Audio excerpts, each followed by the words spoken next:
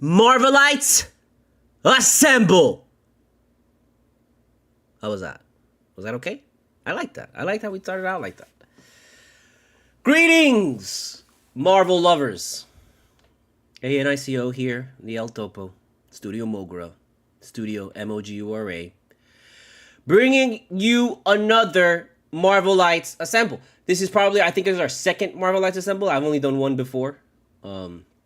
So this will be our second one. I really don't do these very often.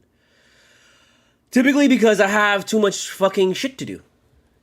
I have to write a book. I am trying to draw shit. I'm trying to animate shit. I'm trying to do shit. Okay? Not just sit here and pump out meaningless fucking content for you.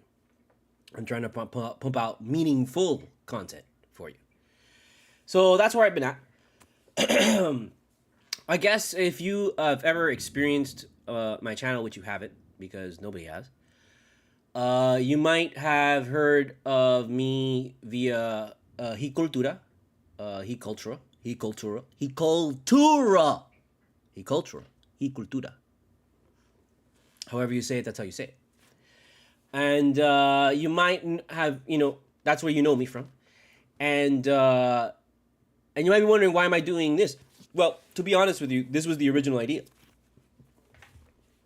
Originally, I wanted to do like a Marvel podcast that just talked about Marvel all the time. But I find it to be, there's a lot. I mean, it's stupid to say that there's a lot of, comic podcasts when I go off and I do a sports podcast. Like, there isn't enough sports podcasts out there.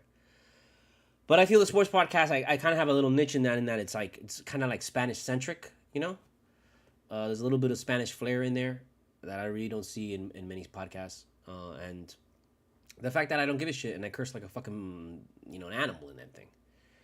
And, yeah, so I'm just, I felt more, it's crazy to say that I felt more like able to do a podcast on sports than on comics. Considering that I fucking have my own comic shop and I was fucking selling comics and I've been collecting since I was a kid and I feel very well versed in the world of Marvel. I'm going to fully admit to you that I'm more of a collector than a reader in that, I buy my comic and I read it once and I put it away. Or I buy two comics, I read one of them, and then I put both of them away. I'm like that.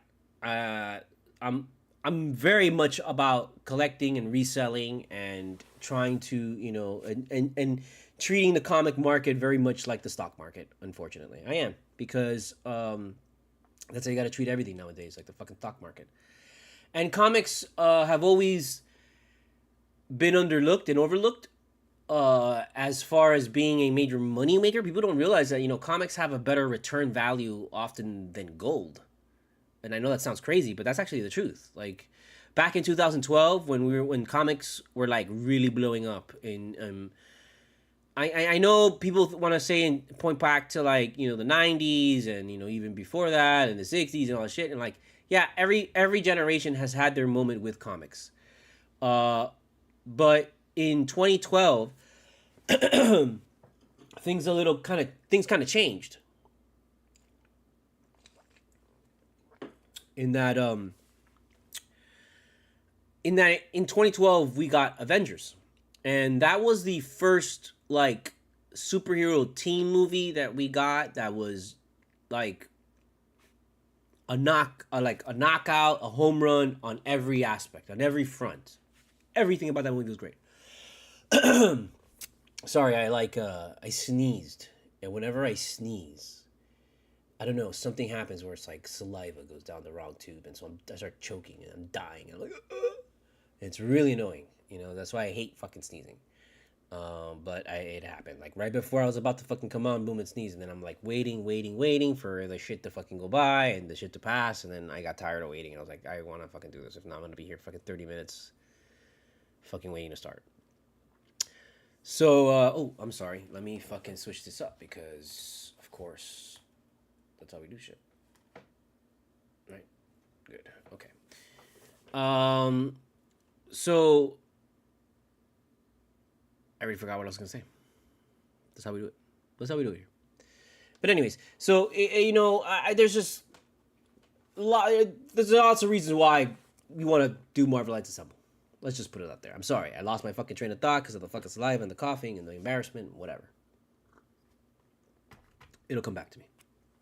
Point is, we're doing this now because we not only want to talk about what just previously happened, and I've got a lot of thoughts. Normally, I would save this for when my sister, to do it with my sister, because my sister likes to, I want to do this with my sister, because she's a really huge Marvel fan. Oh yeah, and going back, sorry. So like, back in 2012, we were collecting, and Avengers comes out, and that's like the first big, like, really good superhero film that was great on all fronts. And that really solidified the idea and the point that Marvel Comics now really, really rely on the success of Marvel Studios. Marvel Comics can survive without Marvel Studios, for sure. But right now, they are thriving because of Marvel Studios. For between 2012 and I would say up until now, that we're going to get James Gunn DC Universe. But during the whole time with the Snyderverse, DC Comics was suffering so much because their back issue market was basically garbage. There was like you couldn't really collect DC Comics because the films that they were putting out, Batman, Superman, Wonder Woman, those comics, you can't afford those. You can't get fucking this first appearance of Superman. That's not to say that you can't get the first appearance, that you can get fucking first appearance of Spider-Man so easily, because first appearance of Spider-Man is super pricey. But Spider-Man has characters in that world that they all appear in comics that are still very affordable and still very much attainable. When you look at DC, because DC pretty much primarily started in the Golden Age, all of the first appearance comics are Golden Era comics. So those comics are going to be really expensive. Like, really expensive. Like, no, we're not even going to look at their first appearance. We're just looking at, like, issue 250. You know, you're going to be paying, like, almost $1,000 for that shit. That's, like, kind of what you're dealing with, you know? So, like, DC never really could get the ball rolling as far as collectors, according to the films they were putting out there. You know, they put out the Blue Beetle. Blue Beetle first appearance should have gone through the roof. Did it? Nope. $100, pretty much. That's it. Most you'll get, like, if you get like a 9.8, yeah, but the fucking 9.8, every fucking 9.8 is gonna be pricey. You know, I don't like to deal with 9.8s. I don't deal with 9.8s. I don't deal with near mints unless it's like a brand new comic and I'm able to get the near mint. But I don't believe in near mints. I believe in collecting comics that are under $100, paying for low grade, and flipping low grade comics at high grade prices. That's what I'm all about. Buying low grade, people who can only afford low grade comics. I'm somebody that I cannot afford high grade comics, especially key comics. High grade key comics I cannot afford. I can afford low grade key comics depending on the issue, obviously. But for the most part, I can afford low grade key comics. So that's why I'm like, you know what? I want to do something that specifically like looks at low grade key comics and tries to flip them. And that's why for many years I was doing the Comic Market Watch. If you go to my website, studiomoguru.com, studiomoguru.com is my main website. We got to do all the QR codes. I'm sorry. We got to go through this shit real quick. But we'll get to that. If you go to my website, my main website, it's studiomoguru.com. And then the comic website is octotaco.com, which is the little octopus in the 1, 2, 3, 4, 5th QR code, like kind of in the middle, right by Stanley's head. That is the QR code that'll take you to my website, my comic shop, my online comic shop, where you can look at my my comics for sale and comics from my collection, from my personal collection. And it's not nothing amazing and oh my god, this guy's got like first appearance of fucking Thor and Captain America. No, it's nothing like that. It's I don't have that much money, but I've got a nice pickings of comics that are affordable that ultimately became really pricey because of the MCU. And that is the goal. That is the goal of a true Marvelite collector. getting something cheap, flipping it for like 10 times the value. And that's what people miss out, is that like when comics, you know, when they break, when the comics go up and the price, you know, goes up on the comic, you're not looking at like a 5% hike in price. You're not looking at a 10%. You're looking at like 300%. You're looking at 500%. So if you buy a comic for $25, $20, and then flip that shit for like $120, I mean, that's like amazing. And that was very, very, very easy to do between 2012 and I would say right before pandemic. It was like that. This has been one of the best eras in comic collecting, and I refer to this era as the millennium age, because it's post millennium. So that's why I call it the millennium age of comics. We are already in a new age of comics. We've been in a new age of comics since about 2012 was when the new age of comics was starting to turn over. And I would say officially, a lot of people would argue that the end of Infinity War was the end of the modern age. But I would argue that the modern age ended at Age of Ultron. Age of Ultron was when the modern age ended. Also, you could say Endgame and Infinity War,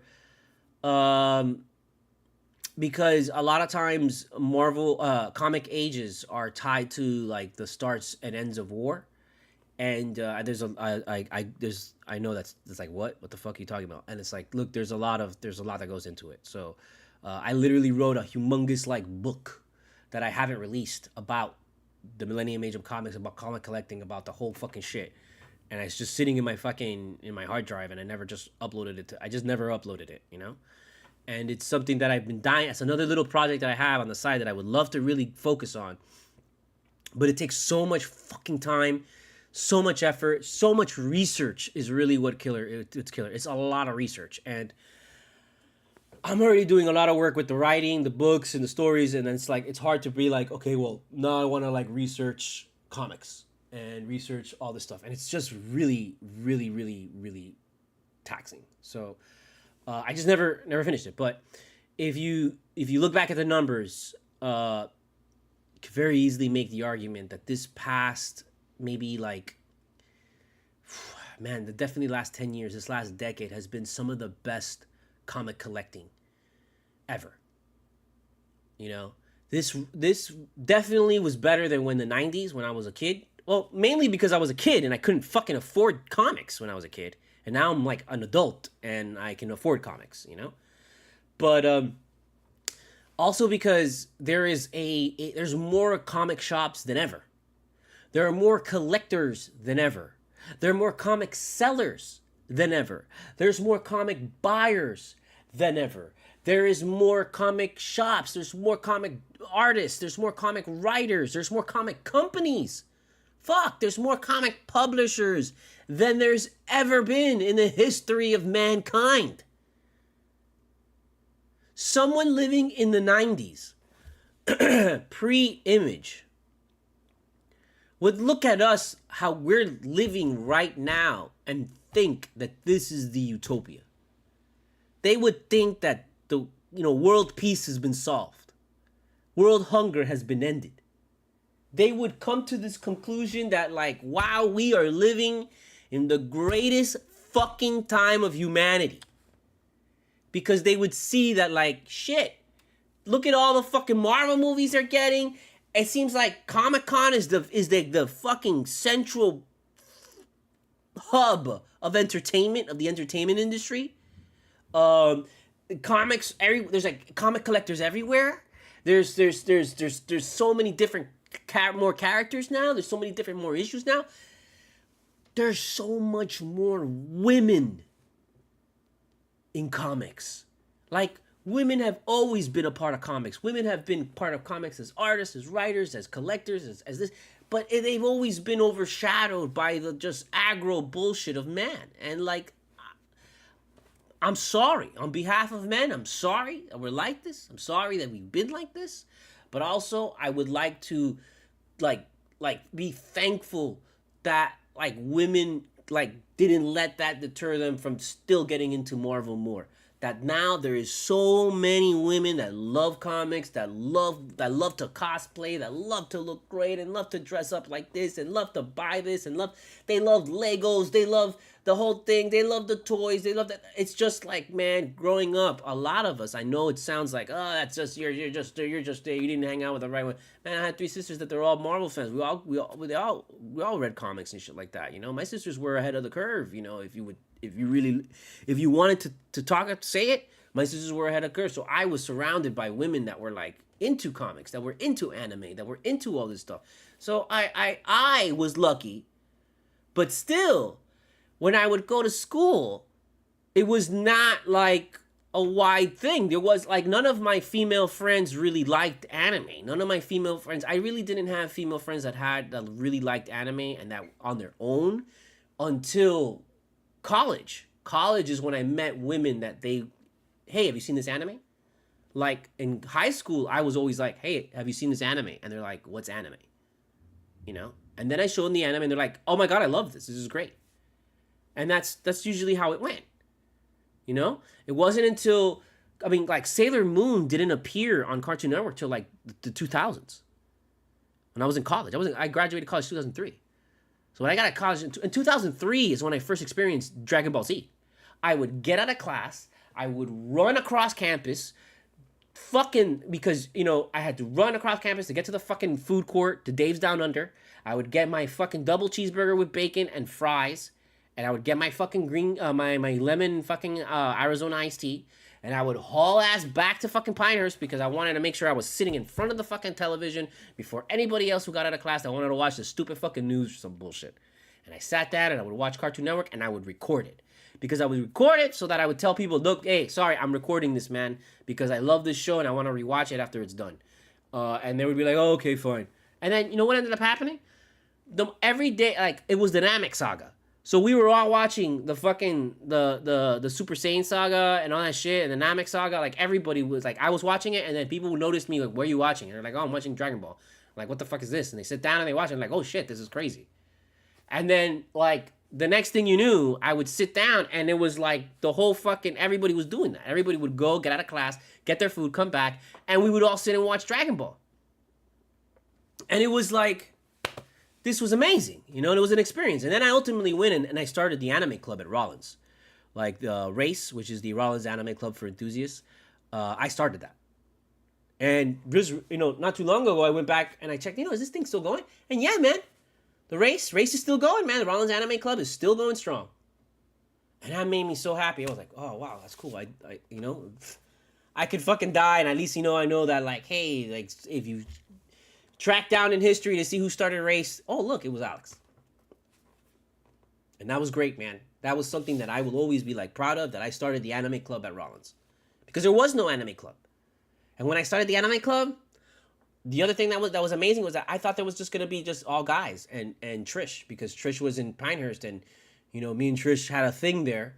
And, you know, she would just kind of hang out where I was hanging out. So I thought that's you know, I thought she was gonna be the only girl, but no. We show up to the fucking anime club and it's like there's like 5 chicks there. It's like, damn, what's going on? That shocked me, and that made me like nervous. And I was like, oh my God, I have to like actually like, I can't just be a fucking asshole here because like, you know, this is like legit. But it was great. So like, for people that really, you know, today that they think that it's hard to believe that like no woman was involved in that shit.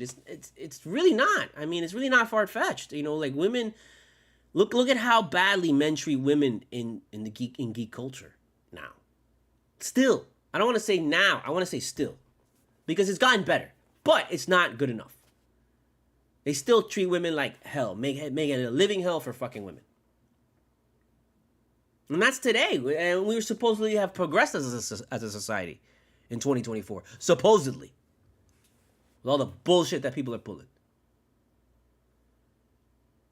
Back then, fuck. We were way more conservative. We were way more, like, fucking scared. people just did not, you know, like society controlled women more back then, you know, and that's just history. You know, the further you go back, the more control. Even now, like, you want to say, oh no, they're not, as you know, at least before we had abortion available. And yeah, you know, that's at least we had abortion before, but it's still now today. Women, obviously, you know, things are a lot better than it was like fucking 200 years ago. You know what I mean? But the issues with that that women are facing, that's not really that. In my opinion, it's not really that. Oh, that, like, you know, women can't do this. This is a political issue against the fucking conservative right, and that's something that this country has to just deal with. You know, the sooner that we deal with, oh, we got to stop listening to these idiots, the sooner we'll give back the, you know, abortion to women. And you put the right people in Congress, you put the right people in the thing, which is another problem of liberals, that liberals don't fucking vote. You know, they leave it for somebody else, and so that's what we're in the issue with it. Whatever, that's something else. That's something else. It's another story. But you see how politics touches everything? Don't tell me that fucking don't bring politics into fucking Marvel because you're a fucking idiot. You know, don't bring that here. If you're one of those guys who are like, oh no, it's comics, not politics, get out of here, please, okay? Because I don't have time for you. We're gonna touch everything here. We're gonna touch everything here, bro. This is what Marvelites Assemble does, is we touch everything here. Okay? Yeah, because there's a lot to touch. There's a lot to go over. I mean, I haven't even started talking about fucking Comic-Con. We're still just catching up, getting people kind of to understand what this whole Marvelites Assemble thing is. You know, and so I get to a point where I am seeing this change in comics, seeing this change in the market, seeing all this stuff. And I've been collecting for a while. And unfortunately, COVID really put a dent in my ability to sell, as well as the rising prices of eBay fees. That pretty much killed it. So that's where I ultimately went back and I started my own website and did my own shop. And you can buy now directly from me with no fees or whatever. It's just either, you know, PayPal Direct or Cash App or Zelle. And I'm doing it that way. So right now I'm not really selling anything. I mean, you go up there and you see the stuff for sale, but I just haven't really put any focus to it. If you see something in your interest, obviously hit me up and then we'll talk. But now I'm like, you know what? I got to get back in this game because I've missed a lot. I've missed out on a lot. And it's been really interesting, this whole saga, because in this whole phase, just because people are, you know, I want to say scared, I want to say reluctant, I want to say people are just fucking stupid with everything that's been going on, and they almost like shoot themselves in the foot simply because they're afraid not to try something new, but to really like something new. People are afraid to like something new. I don't think it's that people are afraid to try something new. And people are afraid to like something new and admit that they like this new thing because they're still afraid that their fucking friend is going to make fun of them. Like, we're still living in this world where people are afraid that your best friend's going to fucking rag on you because you like fucking comics. And I was thinking about this earlier today as I was making breakfast and my coffee. My coffee. That, you know, I'll give you 10 years ago, you could say, people who like, you know, superhero movies are dumb. People who like superhero movies are nerds. People who like superhero movies don't know what a real good movie is. You know what? I'll even though you're a total fucking piece of shit, fucking asshole, dumb fuck, I'll just let you I'll let you talk back then because you know what? Yeah, okay, whatever, dude, fine.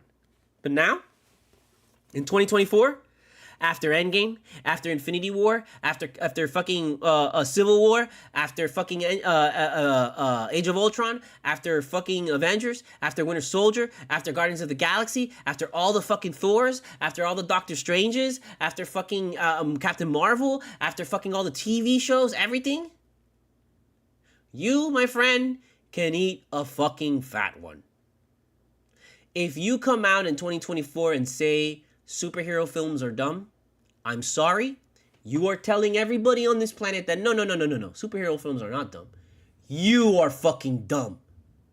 The person in 2024, we have reached the point where the person who does not watch superhero films, that person, like if you haven't seen a Marvel film, you, my friend, are the loser. You, my friend, are the weirdo. You, my friend, are the one outside looking in. You are the strange person. You are the outlier. You are the outcast. You are the one that we all look to and point the finger to and laugh. That is you. Even though we don't do that as Marvelites assembles, Marvelites don't do that. Marvelites welcome everybody. Marvelites roll out the red carpet for everybody and anybody, no matter what, no matter how much you're a dick. Doesn't care. Even if you're a DC fanboy, we'll roll it out for you. We'll roll it out for you. We'll rag on you a little bit because, you know, we like it. And we like to, like, rub shoulders and rub elbows. But, hey, you're welcome. And that's ultimately the difference between a DC fanboy and a Marvelite. A Marvelite welcomes the DC fanboy. A DC fanboy does not welcome the Marvelite. Always remember that. That could change at any time. DC fanboys can wake the fuck up and stop being aggros. But there's still a large consistency of DC fanboys that are Snyderverse zealots. And unfortunately, until that shit gets cleared out, ain't nothing changing. Same way, until fucking we clear out the fucking conservatives from this country, ain't nothing changing. Same way. We're gonna get real here. Marvelites Assemble, man, I have not really had an outlet to speak. I've had a lot of pent-up energy just because I've been writing this book. And I just finished the book and now I'm editing it. And I've been freaking out because I'm like, I have to finish this book and fuck, now I have to find a new apartment because they're going to raise my rent next year. And fuck, I have to fucking do this. And oh my God, I need money. And oh my God, I need this. And I need that. I got to sell this.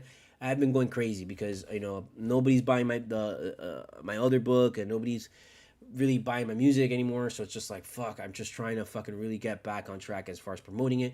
But I don't have time to promote this shit. I don't have time to fucking put it out there. I don't have time to do any of that shit because I have to fucking focus on creating the next book, creating the next comic, creating the next fucking album. So it's really difficult right now to just feel like there's any kind of success. Right now, I'm just putting shit out there and hoping something sticks.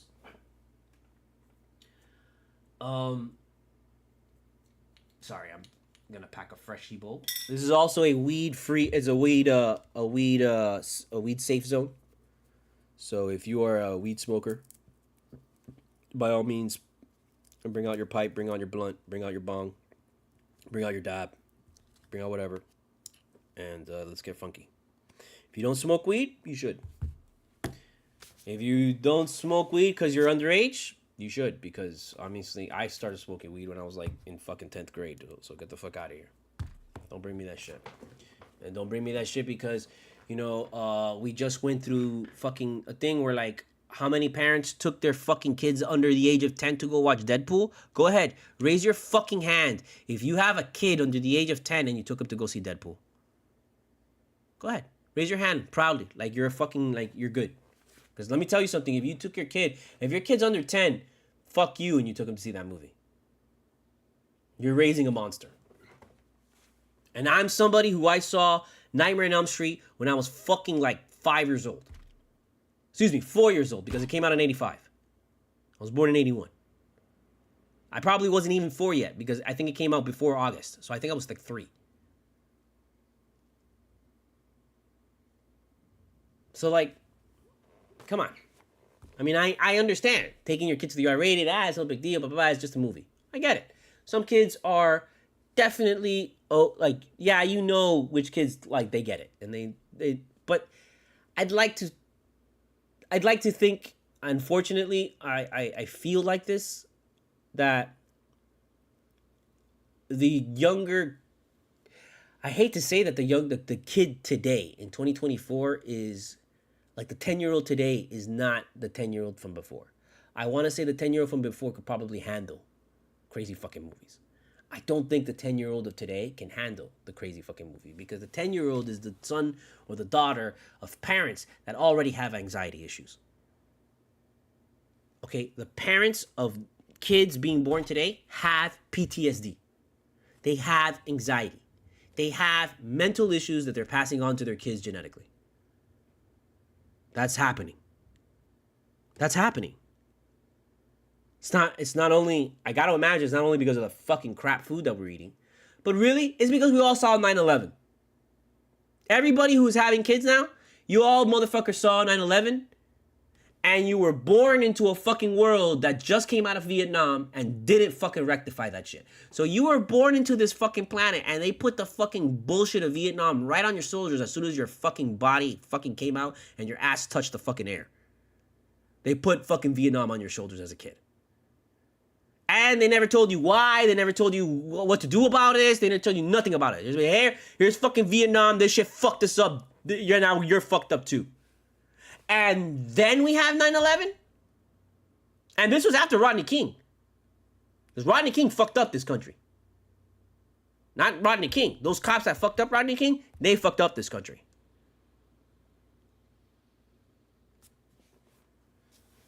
And then 9/11 happens. We never rectified 9/11. We just went to fucking some country, we blew it to fucking hell for 20 years. That's all we did. And we're like, yeah, we solved this. No, we didn't. We came away realizing we'll never solve this fucking problem. We'll never solve it. The only thing that came out of fucking 9/11 and the only thing that came out of fucking the wars the subsequent wars was that we realized, wow, we can really make a lot of money with war. More so than we've ever done before.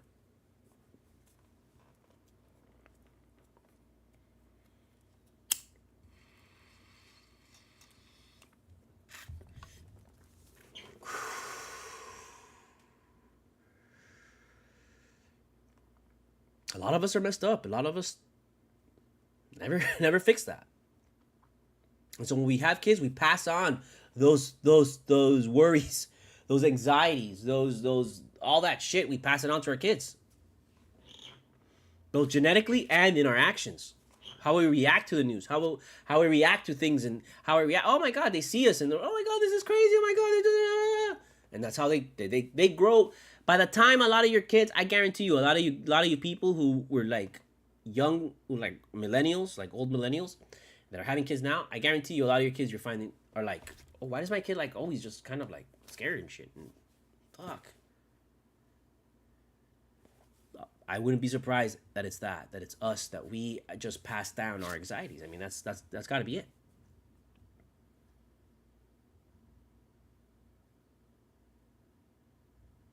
So, like, you're taking that kid to go see Doomsday? To see Deadpool? I gotta imagine you know your kid. You better know your kid. You better not be taking your kid to that movie thinking that he's gonna like that shit and it's just gonna ultimately fuck him up and turn him into a little monster. You better make sure that you take your kid and your kid's fucking mature. You know, because I know a lot of people think their kids are mature and really they're not. Your kid's fucking terrible. Okay? And I know, unfortunately, that movie for sure is gonna go down in history as a fucking flag in history, as when, like, you're gonna see in 10, 15 years the product of this movie. All the kids that went to go see this movie, maybe like in 5 years, you'll see the results. You'll see the results. You'll see if this movie affected kids in that kind of way. Like, I am sorry, I don't subscribe to the idea that film and entertainment doesn't influence you. Like, you are a fucking dumb fuck if you think that. Like, that's just a cop-out. That's just a free speech cop-out. Like, so many of us are like, oh, you know, we wanna have free speech. We're supposed to have free speech. Yeah, of course, I get it. But then we don't want to accept the responsibility and the idea that, like, oh, what we put out there affects our mindset. And, like, you know, we don't want to believe that, like, someone playing violent video games every fucking day, 24 fucking hours a day, being exposed to fucking nothing but violence, watching nothing but fucking violence, watching violent videos, watching violent movies, watching fucking violence, how that doesn't desensitize you from violence. That is insane. That is insane to think that. I'm not going to blame Doom. I'm not going to blame Marilyn Manson. I'm not going to blame all the fucking shit that they do for someone going up and shooting a fucking school, shooting a fucking place or whatever. I'm not going to blame them directly. What I am going to blame is that kid ain't nothing but that up. Look, I love Manson and I love Doom. But I also loved fucking Pennywise, and I also loved Blink-182, and I also loved fucking, you know, Disney, and I loved fucking like this, and I loved that, and I loved a wide array of things that balanced out the fucked up shit that I loved. I loved Gaspar Noé. I love Pier Paolo Pasolini. I love fucked up movies. I love fucking Shogun sadism. Oxen Split fucking Torture is one of the greatest fucking films ever made, and it's so fucked up. But I also love, like, you know, fucking Hello Kitty. I love Sailor Moon. Like, I love things that help balance out the darkness. People who just live in the darkness, that's not healthy. And I'm not talking about the goth. Because the goth lives in the fucking darkness in the light. A goth does not live totally solely in darkness. No, a goth is a dark person, a person who likes dark things, but they live in the light. They don't want to admit it, but I can see you goth people. I see you goth women. Goth people are some of the nicest fucking people on the planet. Goth women are probably the hottest fucking women on the goddamn planet right now. Like, those are great fucking people. So it's difficult for me to say, like, oh, goth people, they're all into evil shit, and they're all evil people, and they're all dark, and they all want to kill. No, they don't. Goth people are more sane and more, like, down to earth than, honestly, conservative white America. All of conservative white America is poisoned and fucking insane. We know this, bro. This is not like a fucking, like, this is not me attacking fucking Christians or attacking Republicans. No. This is universal. Republicans and Christians know that they are terrible. They know they're being terrible. They don't care anymore. They've gotten to a point where they like, oh shit, they called us out in public. You know what? Well, I don't care. Instead of fucking apologizing and changing, they embraced it. They embraced their terribleness because they see that it bothers us. And what they love is to bother us.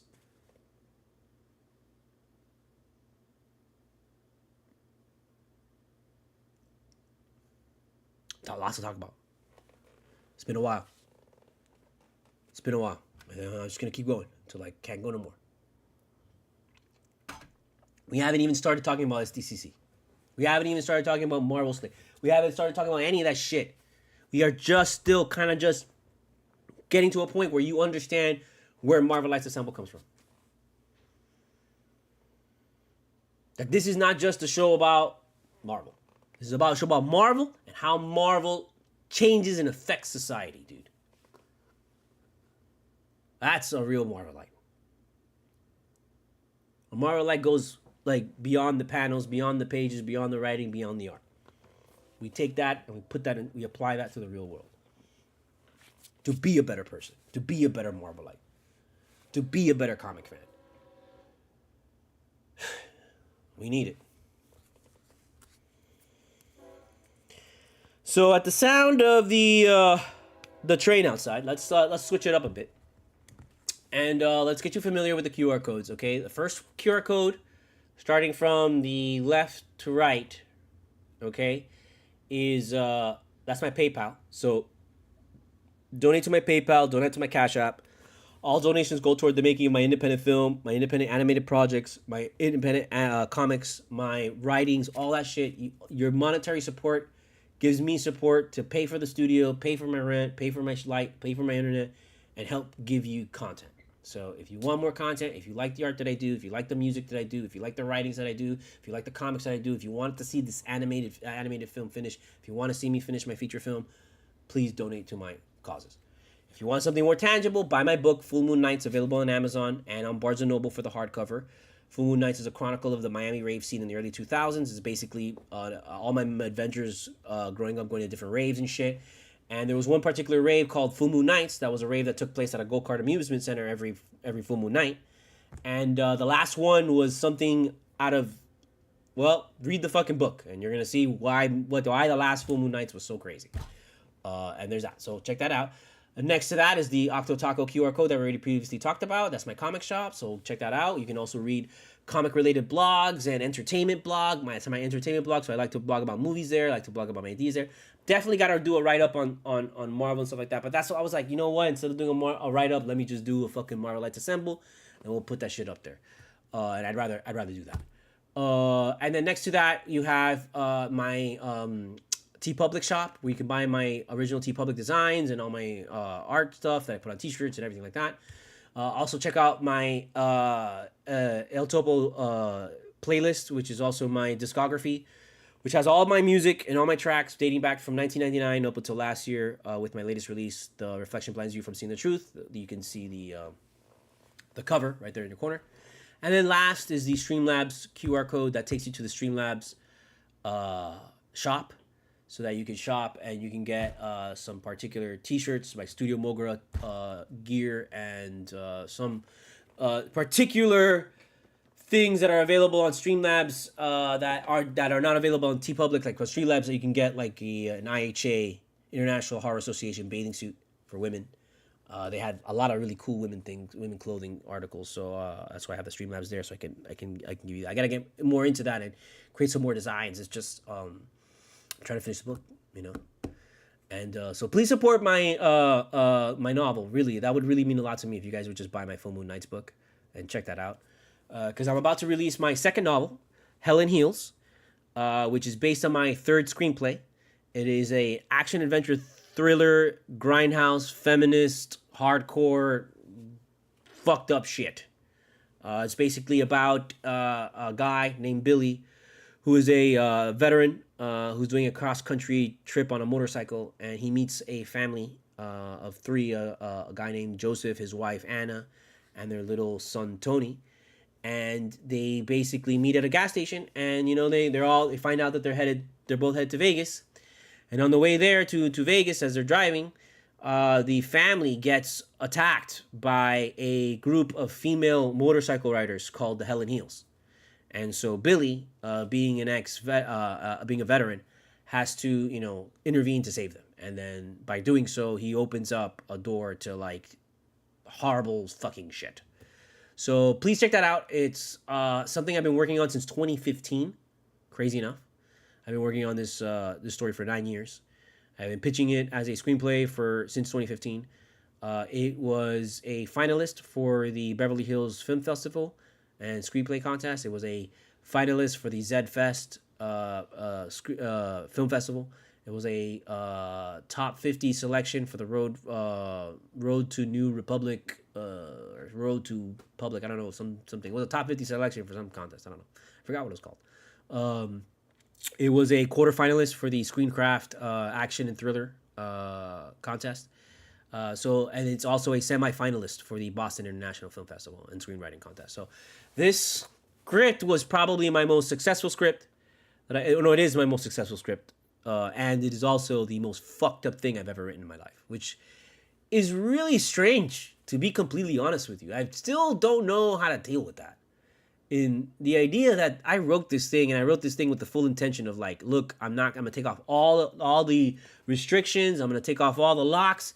I'm not going to think about it. I'm not going to question what I'm writing next. I'm just going to put it to page and put it down. And whatever comes out, this is what comes out. And I was really shocked at what I put down to paper. And I was even more shocked that some people loved it. There was a lot of people that hated it and were like, this is fucked up. I don't think you can do this because of this. But there was a lot of people that are like, you know what? This is, even though you have that, this is really good. And there's a potential in this.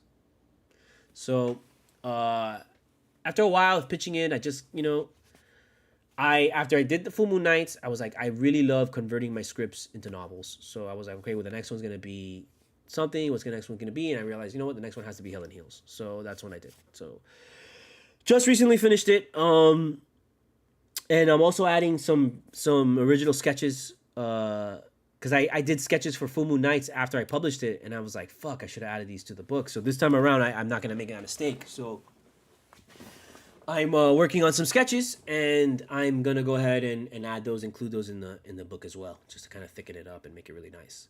So I'm just in the middle of that right now. I'm also in the middle of doing the cover for the book and just finishing everything up so I can just put the pre-order up and make it available. So just keep an eye out for that. Hopefully I can get it out by October.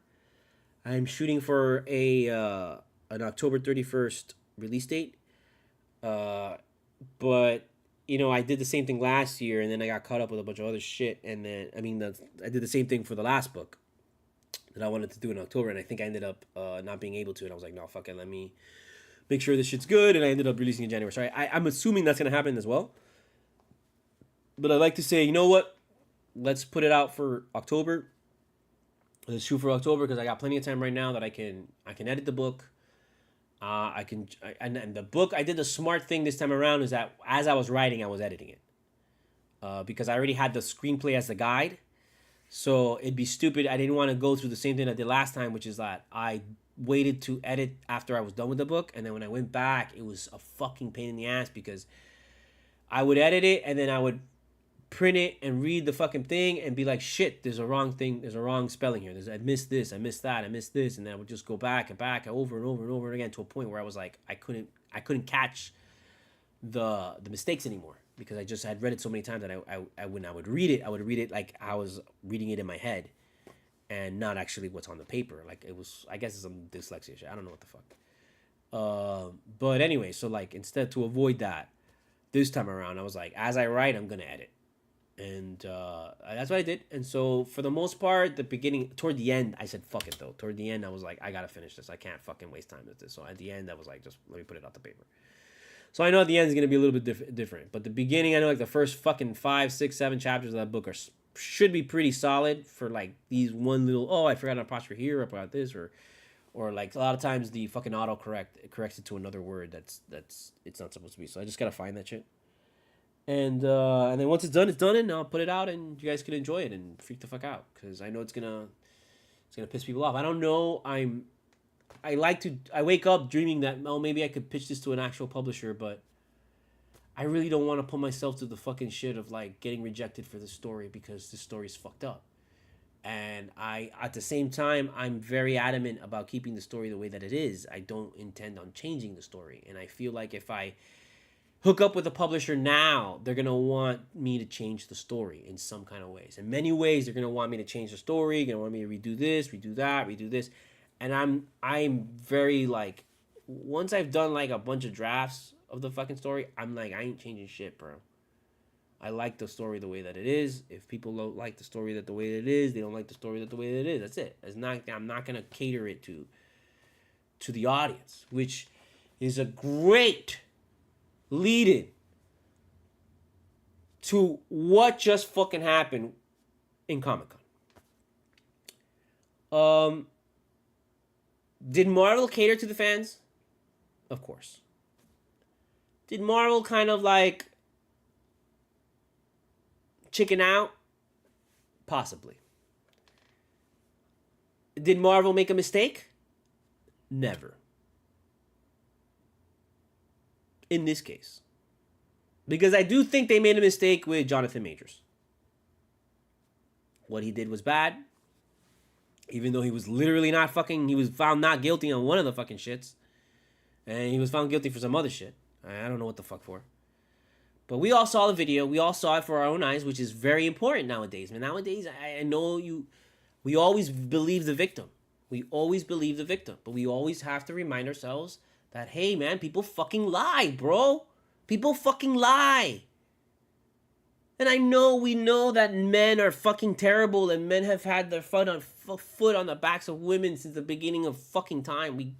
Yes, and I know we're getting to a point where we have to listen to women. We have to listen to women. We have to believe women when they tell us these things because no one's gonna fucking say some shit to fucking, ruin their life, are they? And unfortunately, I have to say, yes, there are some people that will say some fucked up shit just to ruin a motherfucker, bro. Look at the fucking conservative party, man. Those people would lie through their teeth, burning with fucking their eyes being fucking poked out with hot pokers. They would still lie to you. They would still lie to you. Because to them, the pain of embarrassment, of knowing that they were wrong about something, that's worse than torture in hell. That's insane, but it's the truth. It's the truth that some people would rather just suffer than admit that they were wrong. And look at the top at every media fucking company. It's a fucking conservative. I'm not saying Kevin Feige's a fucking conservative, but I'm sure he's conservative with his money. For Marvel, at least, Marvel is not. Marvel is liberal, but they're conservative when it comes to money. Until you bother them enough, and then they fucking give in. As Ryan Reynolds stated in a recent interview. You know, it was pretty much going back and forth with them for Deadpool and Wolverine. It was like, hey, can we do this? And they're like, no, we can't. That's illegal. That's this and that. Blah, blah, blah, blah. The rules are okay. And then they say, they come back. Hey, can we sure? We kind of need this. And let me look into it. We'll see. And then Ryan Reynolds comes back and it's like, hey, look, man, it's time to do this. We got to do this. And then you know what happens with Disney? They're like, okay, fine. Well, how much do you need? So they break eventually. But there's a little buffer that they got to give you.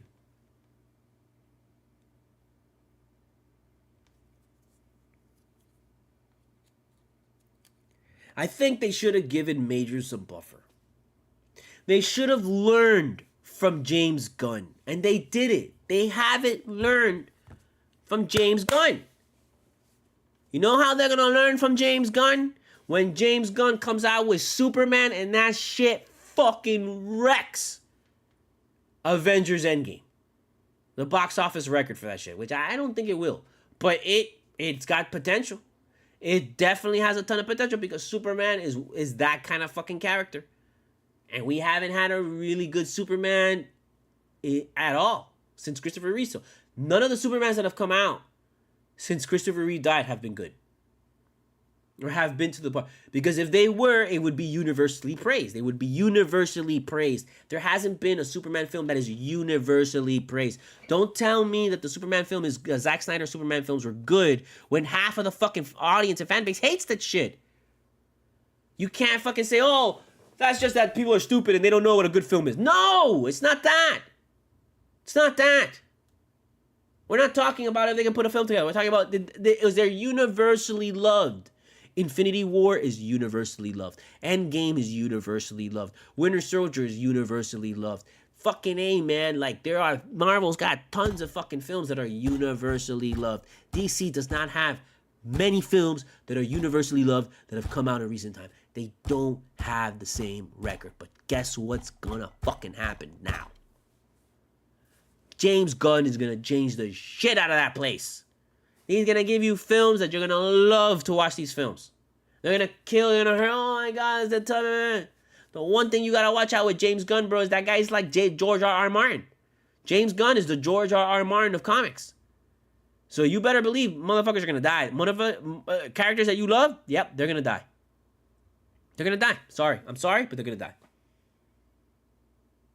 This guy is gonna write shit and give you shit that's gonna hurt. It's gonna make you feel. And you're gonna love it. And the anticipation of his films coming out, the anticipation of finally getting a good fucking superhero film, a DC superhero film, the anticipation of getting finally a good Superman film that we can all love, that's gonna satisfy the Zack Snyder zealots, and it's gonna satisfy all the other people. Dude,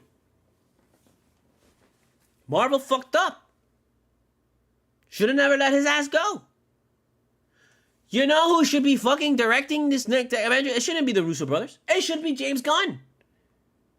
James Gunn should have been the one doing Secret Avengers. The one doing fucking Kang or whatever the fuck. It should have been James Gunn. But they wanted to cut ties with him. And really, I don't think it's they wanted to cut ties with him. I think it's he just wanted to cut ties with them because he's like, why am I going to stick around here when at any given moment you're all going to come around and fire me? For any little thing, you'll fire me. For any little misstep, you'll fire me. It's difficult being a perfect person. I would hate, that's the one thing that I'm like, I fear about Marvel is that like, working for them, you have to be perfect. You can't have one fuck up. You can't just you have to be like a robot. And it seems like that. And it's like, that's not fair. We're not talking about letting people make fucking, like, horrible mistakes, but, like, let people fucking prove their innocence, at least. And Marvel did that with James Gunn, with Jonathan Majors. They gave him all up until the fucking guilty plea. They didn't announce his firing. They had his back, all that shit, up until the guilty plea. Once they said the guilty plea, you're fired the next day. And that is disgusting. That to me was disgusting. Because I'm sure Marvel's got fucking people in that fucking in that company that they cop a DUI now and then. And they've been busted with drugs. Every company has people like that. I mean, come on. Nobody on this planet is perfect. The way that media, mainstream media, and companies just think that, like, you have to be perfect in the eye of fucking... If we had just stopped with that shit, and it's like, it's crazy because it's like the idea that you have to be perfect with Robert Downey Jr. as the face of your fucking company is insane. And then it's just worse because it's like, you know, well, they're right. Because look at the flip that this guy did. He went from being imperfect to being this perfect guy now. And I'm just like, bro, how would you learn that it's not that? It's just that he went through the shit. He went through the shit and realized what was important in life. And he had, most of all, he had a support system. He had people that stuck by him. May have been just one or two people, but he had there's people that stuck by him and said, we're going to stick by you through all this shit. It's the only reason we have Robert Downey Jr. still around. If Robert Downey Jr. didn't have a good support system, if he didn't have people fucking wanting to take him in after he fucking got out of jail, he wouldn't be here. So they'll just be casting fucking people away because they had this fucking one fuck up that isn't like, that you could see with your own eyes. This is just, there's something weird here. Don't deny that the Majors incident was like a fault thing on both sides. Like we have seen, if you are a normal fucking person with fucking friends and that has friends that are couples and shit, you see people fucking fight all the time. And now you don't want to excuse it. You don't want to excuse abuse. Hell no, of course not. Well, we know what we saw in that video was not the abuse that was being alleged. Now, the talk and the idea that he had other incidents, that's what fucked him. That's what fucked him. That to me is really what fucked him more than the video. That people were like, oh, but we got all this other stuff. So it must be true. Because you had this. And I don't know if that's fair. I don't know if that's fair. I don't know if that's fair because you didn't have a problem when he was doing Kang. You didn't have a problem when he was doing Loki. We all saw that shit and none of us were thinking, oh my God, we're disgusted by him. None of us were thinking that. We all watched it and liked it. So none of us really had a problem ultimately with Jonathan Majors. Nobody really had a problem with him. Anybody who had a problem with him, they were just being fucking programmed by the fucking media. Black guy does his shit to a white woman. Fucking A, fuck him up, destroy him. And a lot of you just fell into that trap because you're just used to falling into that fucking trap. Because a lot of you are consumers. A lot of you are not creators. Even though you think you're a creator now because you create content, you're not a fucking creator. You're not a creator. 90% of all of you who are so-called content creators can't create content unless it involves someone else's fucking creation. 90% of... Look at me. Right now. In this show. I'm not talking about anything original. I'm talking about Marvel. Most of you people who do podcasts and who do shit, you're not talking about your own original shit. You're talking about someone else's shit. You're reacting to something else. So don't act like you're out here creating real fucking content. I mean, you better be able to draw. You better be able to fucking make your own music. You better be able to, do that shit. Do your own thing. If you really want to be known as a content creator. Content creators, not motherfuckers who make videos dancing fucking to, someone else's song. Oh, let me do this TikTok fucking dance. I love your TikTok dances, ladies, but you ain't fucking original. You ain't doing nothing fucking amazing because you're just literally following a fad. You're following a trend. Let me do this version of the trend as my own and then think that it's something original. No, that's not. You want to do an original trend? Come up with the song and come up with the dance. Make an original dance and an original song. Don't just get Kanye West's fucking track or Kendrick Lamar's track or wherever the fuck Drake track or wherever the fuck these people are. Don't get a clip of their track and then make a fucking dance set. No. Make your own track. Release that shit. Make that shit fucking popular. And then make to a fucking dance to that shit. And then put that out there and there you go. That's the real process. A lot of you are not willing to do that. Which is insane, because a lot of you will spend 3 fucking hours editing a goddamn fucking TikTok video to put up about complaining about someone else's bullshit. But you won't fucking spend the 3 fucking 4 hours creating your own fucking original content. Go fuck yourself.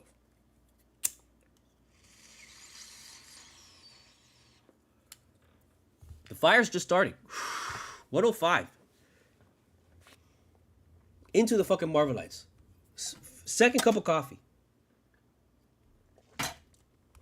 Halfway through the first bowl.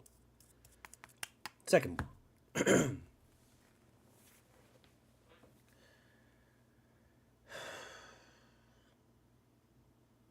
This happens because you force it to happen. Marvel decides to get Robert Downey Jr. and replace this thing, all this thing, not because, oh, this is the real, no, it's because of you, the fans. The way you all fuckers complained about fucking the multiverse saga. Which, I'm sorry, I am one of those motherfuckers who says, this shit's been fucking amazing. I have loved everything that the multiverse has done.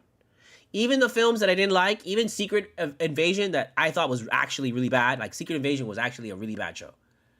It was robbery, okay? After all the shows that they gave us, Secret Invasion was a real fucking letdown. Sure. But you know what? Fantastic Four was a real fucking letdown. Like, that was a terrible fucking movie when it came out. And just recently, I've been rewatching Fantastic Four and the Silver Surfer. Silver Surfer is different, though. Silver Surfer is really tough to get through. But the Fantastic Four, the original first one, not bad. It's not bad. You know what's wrong with that movie? We weren't ready for that shit. The crowds were not ready for that movie. They weren't. It's really difficult to get us to fucking believe that shit. The way Marvel used Iron Man to help people make the bridge in their brain to believe these things, ultimately is a big reason why Marvel succeeds. And why now they can give you fucking Rocket Raccoon, they can give you Deadpool Wolverine, they can give you Wolverine in the fucking outfit, and even though it they give you Wolverine in the outfit and you love it. You love it. You went crazy when he put that shit on. I'm gonna look at you dead in the fucking eye, and I'm gonna tell you straight up. If they would have given you that shit 20 fucking years ago, you would have laughed. Hugh Jackman is out here saying, oh, they you know, we should have done this 20 years ago. Why didn't we do this? Why didn't we do this? You know why you didn't do it? Because if you'd done it 20 fucking years ago, people would have laughed at you. People would have said it looks stupid. They literally said that Daredevil looks stupid. And then every fucking movie that they done, they said it looks stupid. Look what was happening at that time to fucking Batman. Batman was just getting dumber and dumber and dumber with the fucking, like, you know, with the Joe Schumacher shit. You know? It was just getting a little bit more ridiculous. And that ultimately is really what killed a lot of superhero films. Is like it made them look too ridiculous. I mean, too comic booky. You know, and thank God for Spider-Man and thank God for X-Men. Because X-Men really, really kind of like, as much as we hated the fucking black leather outfits, as much as we hated that film,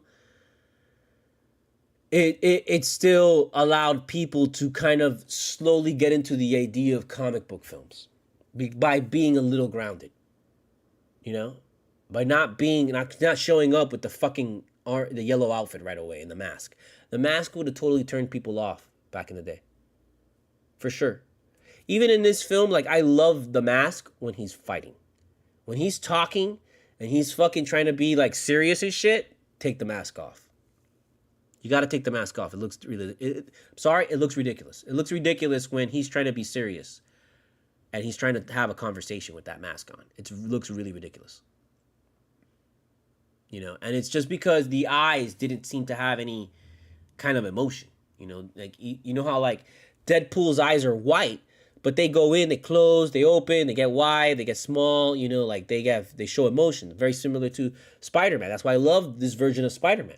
I hate the stupid Tobey Maguire version that's based off of McFarlane, because it's got the big ass eyes and there's no emotion. It's just like you're staring at this thing and you don't know, you're pretending that there's emotion behind this shit. But the fucking Marvel, they hit it out of the park with the Ditko fucking eyes. When they put the Ditko eyes on Holland and they made this shit go up, that's why, like, I love the idea of the whole Stark suit, because it just made sense. It made sense for all that shit. All that shit made sense. But unfortunately, because you have fucking Sony, and Sony has an obsession. They are fucking obsessed with Todd McFarlane. They are obsessed with the Todd McFarlane fucking outfit, with the original Tobey Maguire outfit. They're obsessed with that shit to a point that it's annoying. It's so fucking annoying, and that's why I hate fucking Sony. You know, like, the fucking new suit is awesome. They should have never gotten rid of the new suit. The whole fucking... I couldn't stand the whole idea of fucking the last movie. That was one thing about the last movie that I didn't like. And that's after I say that. All the movies were great, and I love the multiverse shit. I actually didn't like the Spider-Man fucking Far From Home shit, whatever, with everybody. Or No Way Home, or whatever the fuck I don't know, whichever one. Like, I didn't like that one. Because they wasted all those characters. And this was at the time. Now you're like, oh, well, you know, they didn't waste those characters because the multiverse is, you know more about the multiverse. But at that time, you didn't know as much as you know now about the multiverse. And even then, at that time, you still felt like they wasted those characters, because it's not like they're going to... I can't imagine them doing fucking Green Goblin now. Especially when Spider-Man knows who Green Goblin is. Like, you have to get to a point where Spider-Man forgets who the fuck Green Goblin is. And he doesn't know who he is. He doesn't know who Harry Osborn is. Because if he knows who they are from the very beginning of that film, and he knows what they're capable of, the real argument of the film is going to be like, well, why doesn't he just stop them right away? And it's just, that's going to be the whole movie. And we don't want that. We want to experience that shit. But you're never going to get that. At this point, I don't think you're ever going to get fucking, like, in my lifetime, maybe if they ever decide to reboot the universes, which I don't think they will. I think they will, like, once these guys are, like, old, in wheelchairs, 80, 90 years old, and they're fucking, even then, I think they'll still try and fucking do some shit. You know? Like, look at Patrick Stewart. You better fucking believe that Patrick Stewart is gonna be filmed doing some shit this year. They are not gonna any fucking way gonna wait for Patrick Stewart to get any older. I'm pretty sure they're gonna fucking be like, look, we gotta get you on film doing Professor X shit. You and Magneto, you and Ian McKellen. Get him on film immediately. So that, you know, by the time you get to 2026, which is 2 years from now, you know, you don't know how these guys are gonna be functioning in 2 fucking years. You want to hope that, yeah, they're still going to be cognitive, they're still going to be making films, but that guy's going to be pushing 90, I think. Get the fuck out of here.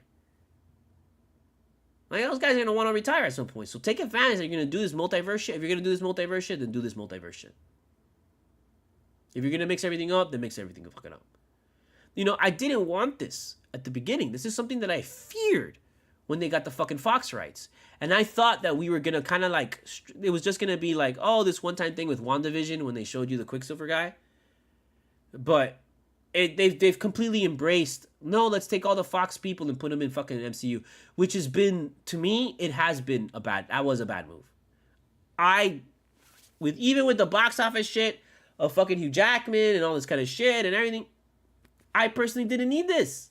I was ready to just fire all these motherfuckers, recast them fucking 10 years. Recast them fucking, as soon as you got the fucking rights, should have just recasted everybody immediately. Immediately, you should have recasted everybody. You should have had it, but you already had plans for Hugh Jackman with the Logan, and you had this, and you had that, and you want this, and you want to get out, and oh my god, everybody loves Hugh Jackman. Should have fucking casted Jackman as fucking Reed Richards. That, to me, is who originally should have been Reed Richards. I thought Reed Richards should have been Hugh Jackman. You recast Hugh Jackman as Reed Richards. But don't get me wrong. I'm ecstatic with Pedro Pascal. Pedro Pascal. We just saw that. If you saw that trailer, if you saw the fucking trailer leak of Fantastic Four, you know that movie's gonna fucking be insane. That movie's gonna be good. That movie is going to be good. Because the original Fantastic Four, you know, I watch it now, and it's the only reason now that it's good is because Fox is owned by fucking Disney. That's the only reason why now it's good. But if they were not owned by Disney, you look at that shit and you realize, wow, these people fucking suck. Whoever made it, they sucked making this film. This film sucked. It sucked. Just whoever came up, I mean, the part 2, The Rise of the Super Server, whoever fucking came up with the idea to turn that shit into a fucking cloud, I hope that person's out of fucking business. And if it's fucking Feige, I know it's not Feige. I know it's not Feige because I know, because look at the fucking, you saw Galactus. You saw that motherfucker. Don't tell me Feige didn't want that shit. You know what happened back then. It was that Feige was like, yo, you gotta have Galactus, bro. You can't have a fucking cloud. And they were like, that's too expensive. We don't want to waste money on that. You know, Jessica Alba and her hot ass is like twice as much money now. Everybody wants more money now. Chris Evans wants more money because he's kind of rising. He's really good. He's getting more things. He wants more money now. So we can't really spend money on Galactus. Instead, we're just gonna fucking give the money to the actors and give the money to the director and the writer. Maybe the writer. I don't even think the writer. Fuck the writer. You know what? Fuck him. Fuck the writer. Let's just give money to the actors and the producers, and that's it. Make it a cloud. Put the shadow. Would you be happy with the shadow of Galactus? Well, just put the shadow of Galactus. It'll be fine. Oh, fucking movie was a joke. That second movie was fucking horrible. I'll tell you that much. Yeah, no. The second movie was horrible. The first one, not so bad. First one, not so bad. Like the idea of being in space and then hitting with the thing. At least then it was like, you know, a little bit more, it was close to the, kind of close to the story. It's better than this bullshit of the Phoenix shit that they did with fucking, with X-Men, let me tell you that much. They desecrated the greatest fucking X-Men story ever. In the Phoenix Saga, desecrated that shit. And that's why I hated the fucking original X-Men. That's why I hated X3, terrible fucking movie. X2, it's good halfway through, and then at the end, totally fucking eats it. And that's what Fox used to always do. Fox X-Men used to always shit the end. The end of every fucking X-Men, Fox X-Men, Fox X-Men movie is terrible. That's how you know it's a Fox X-Men. Is because the ending is, they ruined the ending. They ruined the ending in fucking X-Men 1. That shit was, no. X-Men 2, ruined the ending. That was bullshit. X-Men 3, that whole thing was bullshit. The ending was even more bullshit. Fucking Days of Future Past. That ending fucked up the whole movie. The whole movie was great until the ending. Totally fucked it up. The Wolverine, another movie. Totally fucking great. The entire thing was so fucking awesome. That's like my favorite fucking Fox X-Men movie is The Wolverine. I think that movie is so fucking good. Hugh Jackman is so fucking good in that movie. But ultimately, they ruin it because none of those fucking people read a goddamn comic. None of those people read an X-Men comic, bro. Don't tell me they read an X-Men comic. The way that they make fucking Hugh Jackman be like, he can't even fucking understand anybody. He doesn't know what's going on. He doesn't know how to grip a fucking samurai sword. Get the fuck out of here. That guy's 200 fucking years old. She was fucking in Japan for like 3 years, bro. And I don't know how to hold the fucking sword. Should have taught the Japanese guy how to fucking commit seppuku. Now get the fuck out of here with that. And in the end, you bring back Jean Grey, you bring back Scott, you bring back Gary. Oh, you know what? We're just going to give you back everybody because we just want everybody back. Oh, happy story. No. None of those people should have been back because they should have been dead. All of those people died in X-Men 3. Days of Future Past, the Wolverine takes place, Days of Future Past takes place well after the Wolverine, which is well after the fucking goddamn X3. There's no reason to bring those people back. When you bring those people back, you bring those people back at the point where he fucking dips, man. And it's like, no. None of those people should have come back. They should have all been back at the, I accepted the fact that they were back at the fucking mansion. I did not accept the fact that they just automatically brought people back to life.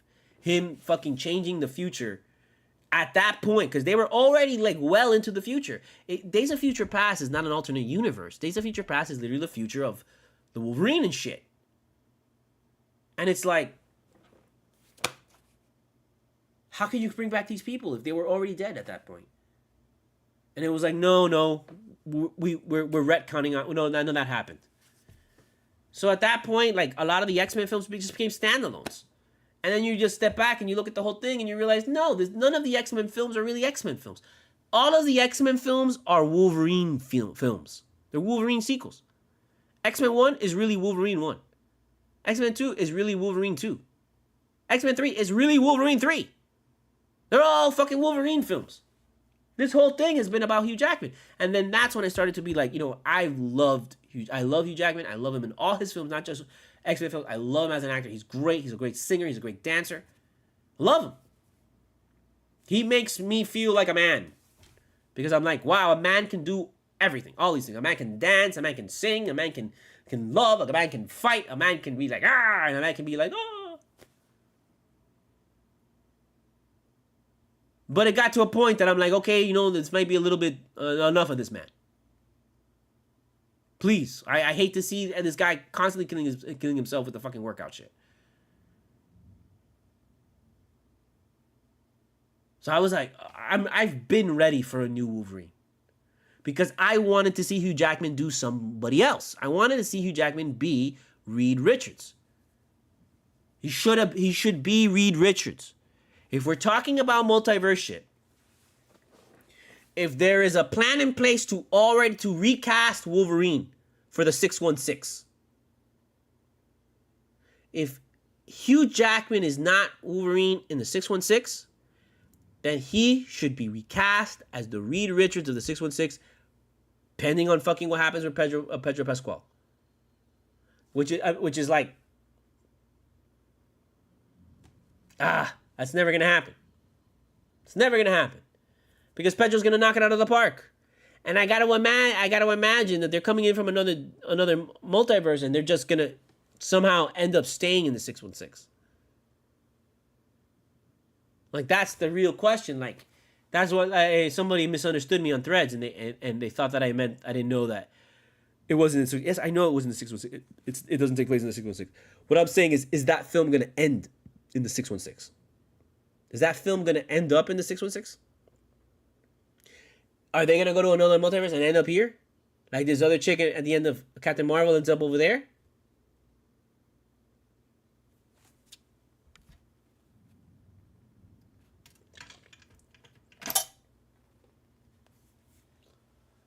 So many questions.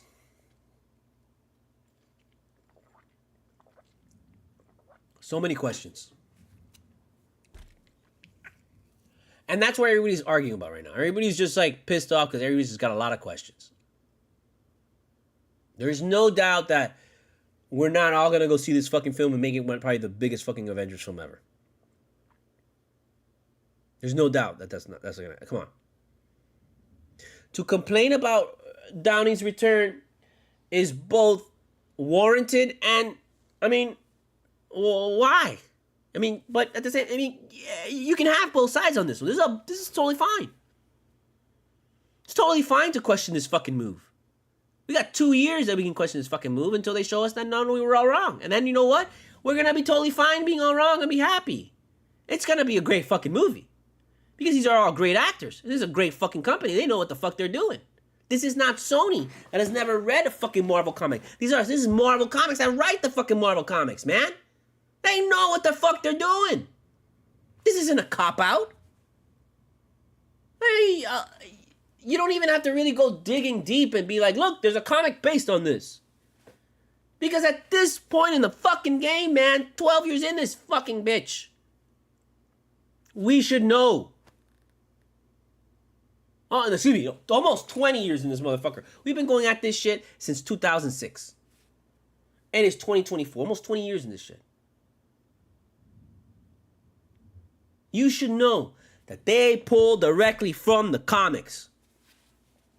Period. You know why? Because they have, the comics go back to the 40s, man. They have a fucking vault full of stories, bro, they can bring out and just throw at your fucking way. They don't gotta hire someone. When they hire someone to write the story, it is in no way with the anticipation that they're literally writing a brand new fucking story for this character.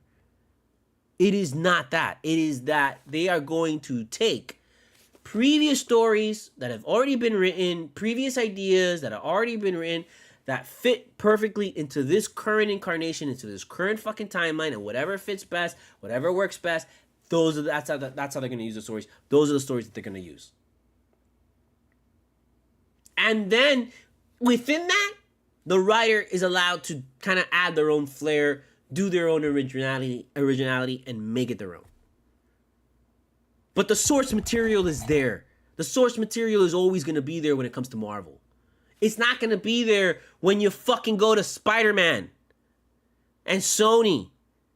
It's not going to be there. No matter how hard they fucking try, they'll never fucking make a good fucking Marvel film that Marvel is not involved in. Okay? They will never do that. So, to all these fucking people who grew up with fucking Sony and didn't grow up with Marvel, I'm sorry to burst your fucking bubble, but we don't buy Sony comics.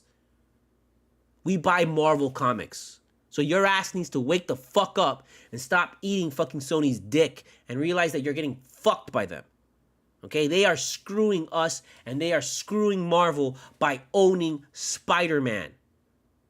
And it is fucking time for Marvel Studios to fight for the rights of Spider-Man. Marvel Studios needs to take Sony to fucking court, Supreme fucking court, their motherfuckers, and take them to parental fucking court, go into a custody battle with Spider-Man. And prove in court that you are better equipped, that you know the character better, that you know the story better, that the character belongs to you. And originally, the character was simply sold just to fucking save us. And we want to get our fucking original child back. We want to get our kid back. Because we're fully capable of raising our kid. We were capable back then, but shit got fucked up, shit got hard. And the best thing that we had to do for our kid was to give him up. So that we could get back up on our feet and then go back and get our kid again. Gotta get our kid back. Sony is holding Spider-Man hostage. That is what you need to understand. Sony is a crumbling company worth $40 fucking billion, $100 billion, whatever the fuck that they're worth. That you look at that number and you're like, what? For real? Sony's really worth that much money? And it's really because Sony has their hand still in lenses. Sony has their hands in like small fucking like electronics that make other products really great. They're still kind of involved with that. But I'll tell you this much, they're not anywhere near as big as what they used to be. I used to own a Sony Vaio. I don't even think about fucking buying a Sony product. I used to own a Sony Nex 5. Sold that shit because it kept overheating. Even though I filmed, my short film Shannon is done on a Sony Nex 5. And I was glad to get rid of that shit because it kept overheating. No matter how good the pictures fucking looked, and no matter how nice the fucking colors come out on a Sony fucking lens, not worth it.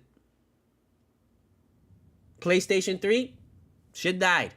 PlayStation 4, had it. Nothing ever really came out of PlayStation 4. All they did was just make games, but they never really made the PlayStation 4 like a great console for your fucking entertainment system. It would just play the apps, and even then, it didn't have enough apps. They should have had a million times more apps. But then, once it starts faking, okay, I'm starting to use it out. Guess what? I gotta fucking give it up and get a PS5. I gotta now go spend $500,000 to get a PS5. That in 2 years they're gonna come out with a PS6, and then PS4 is gonna be done, and then PS5 is gonna be done, and they're gonna force everybody to get a PS6. No. I just built my third fucking computer. I'm fine. I'm fine being a PC gamer. I'm happy being a PC gamer. So what then? What else does Sony have for me? The electric car that they're trying to build to get in? Get the fuck out of here with that. I will never buy a fucking car from a company in Sony that has never been made cars. Look at what Tesla's dealing with, bro. Cause Tesla's not a car fucking they don't make, those people have not made cars for like 100 years, bro. They've only made cars for however long that they made cars for. And I'm sorry, I got in the Tesla that my dad got because he's one of those guys, and I didn't like it. I felt so like literally there's nothing in here, and we're just driving in a box. We're in a box.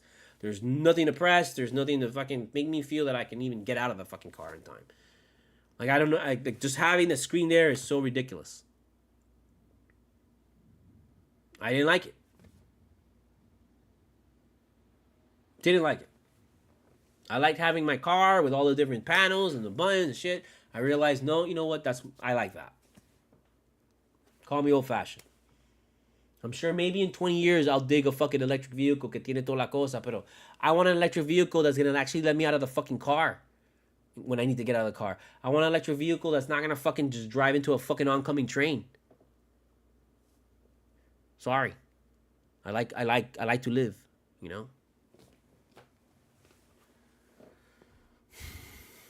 We're still not even like 1:30 in and we still got so much to talk about. I mean, talking about the Doom shit and that's haven't even gone into Deadpool. Okay, I saw that shit Thursday, 4 p.m. Fuck it, wasn't waiting for nobody, man. I had bought 9 a.m. tickets on Friday, wasn't gonna wait for 9 a.m. because I was like, you know what, I'm not gonna make that shit. And the next day I woke up at 8 and I was kind of wide awake and I was like, I could get up and go and over there, and I should go see it again. And I ultimately didn't go because I was just like, to get up and then to fucking deal with the people and the driving and stuff and to sit out there in the morning. And in the mornings, I'm usually very uncomfortable because you have to use the bathroom, I have a routine. I got to have my coffee. I got to have this, that. And to get up at 8:30 and rush out to be by the place at 9:15. And even though I knew that there was a 20-minute fucking buffer with the fucking, with the previews, which, you know, let's get into that now. How, like, we have seen a lot of people, I've seen a lot of people complain about the 20-30 minute time wait at films. I understand. I understand. It sucks. That is not your problem. Your problem is not the fact that there's 20 minutes worth of trailers before the film. You need those 20 minutes worth of trailers because when we're sitting down watching this film with 20 to 25 minutes worth of fucking trailers, there were still fucking assholes coming into the fucking theater at the beginning during the trailer, during the fucking opening credits. There were fucking assholes coming into that theater in the opening fucking credits with 25 minutes of buffer time of fucking shit in the middle row, sitting in the middle row. Let me tell you something, motherfucker. If you buy a middle row seat to get the best fucking seat in the fucking theater, which you have to get first. Like, in order to get the best seats in the theater, you have to be the first to buy the tickets. So you're buying the tickets as soon as they go on sale. I didn't buy my ticket until literally a day before I went. And I got my seat, and I was fine. It wasn't the middle seat. I like sitting on the edge because I have to use the bathroom a lot of times. So I had to get up, and in case I have to get up, I don't want to be bothering anybody, so I like to sit at the end. I actually didn't have to get up for this film. I was very surprised. That's when I know it's a good fucking movie. I know it's a good fucking movie is that I don't have to use the bathroom. Man, and Infinity War, I had to use the bathroom because, I mean, that shit was insanely long, right? Endgame, I didn't use the bathroom. I couldn't believe it. And that's how I kind of fucking think Endgame is. I like Infinity War more than Endgame because it's just fucking dark and shit. But Endgame is just obviously the better fucking film because I sat through that whole thing and I didn't have to use the bathroom. It's only happened a few times. And it's not that the film is bad. It's just that, you know, at some point I got to take like, and this I don't know how. It just didn't feel that way. But this one I didn't have to use the bathroom in this one. But anyways, so you go get the middle fucking row. You're the first to buy the fucking tickets. But then you're the last person to show up. If you're the first person and you buy middle row seats, you cannot show up 5 minutes into the opening credits. You had 25 fucking minutes of fucking goddamn commercials, bro. Like, what were you doing 30 minutes before the show started? Not the commercials. The show starts at 3 o'clock or 4 o'clock. What were you doing at fucking 3:30? You're not picking up your kids. It's fucking summer. If you're going to the fucking movies at 4 o'clock in the afternoon, I mean, you're taking work off. That shit was fucking annoying. I'll tell you that much because it was like one after the other, and then it was like, you know, this big fat, I hate to say, I don't want to say fat, I want to say like a large gentleman who, you know, God bless his soul, that guy had the middle seat. He had the best seat in the house. But his ass showed up literally when Deadpool's flying around, kicking, doing his thing, fucking doing all this stuff, killing all the guys and shit, and it's like, yo, man, I'm trying to fucking watch this, and you're like fucking blocking the view of not just me, not just everybody that you got to cross over, but the people behind us in other rows, man. You're like totally rude. Don't tell me it's that you had to wait in line for your fucking popcorns because you wanted to get the fucking baby. No, I got the fucking baby, man.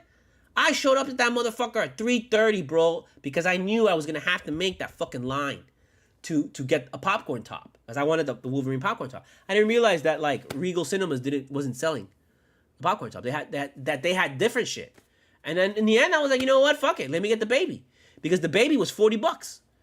The popcorn top alone was like $29.99, $30 and shit. And I was like, for that, I just get the fucking baby. The baby's like $40. Give me the baby. Ultimately, it was like $54 for the baby, and then it came with popcorn and a drink. But, I think back now, I think I could have gotten that shit just without the popcorn. I didn't need the popcorn and the drink, but I got the popcorn because I was like, popcorn. But I thought it. I look at it, it's so impractical. I mean, the baby is like this giant baby on a fucking chair, on a car seat, and like the back, you open up the back and you put popcorn in there. And then you put fucking drink through the top, and then you put a straw on the top, and you drink the giant fucking baby in the thing, and you get the popcorn. It's so stupid. It's like, I would never use this as a fucking goddamn thing to drink out. I would just literally buy this and like keep it on a shelf or something, you know? And that's really what it's for. So that's why I'm just like, you know what? I'm just gonna resell this shit. So if you want the fucking baby, and you got $200 to throw at me, baby's yours.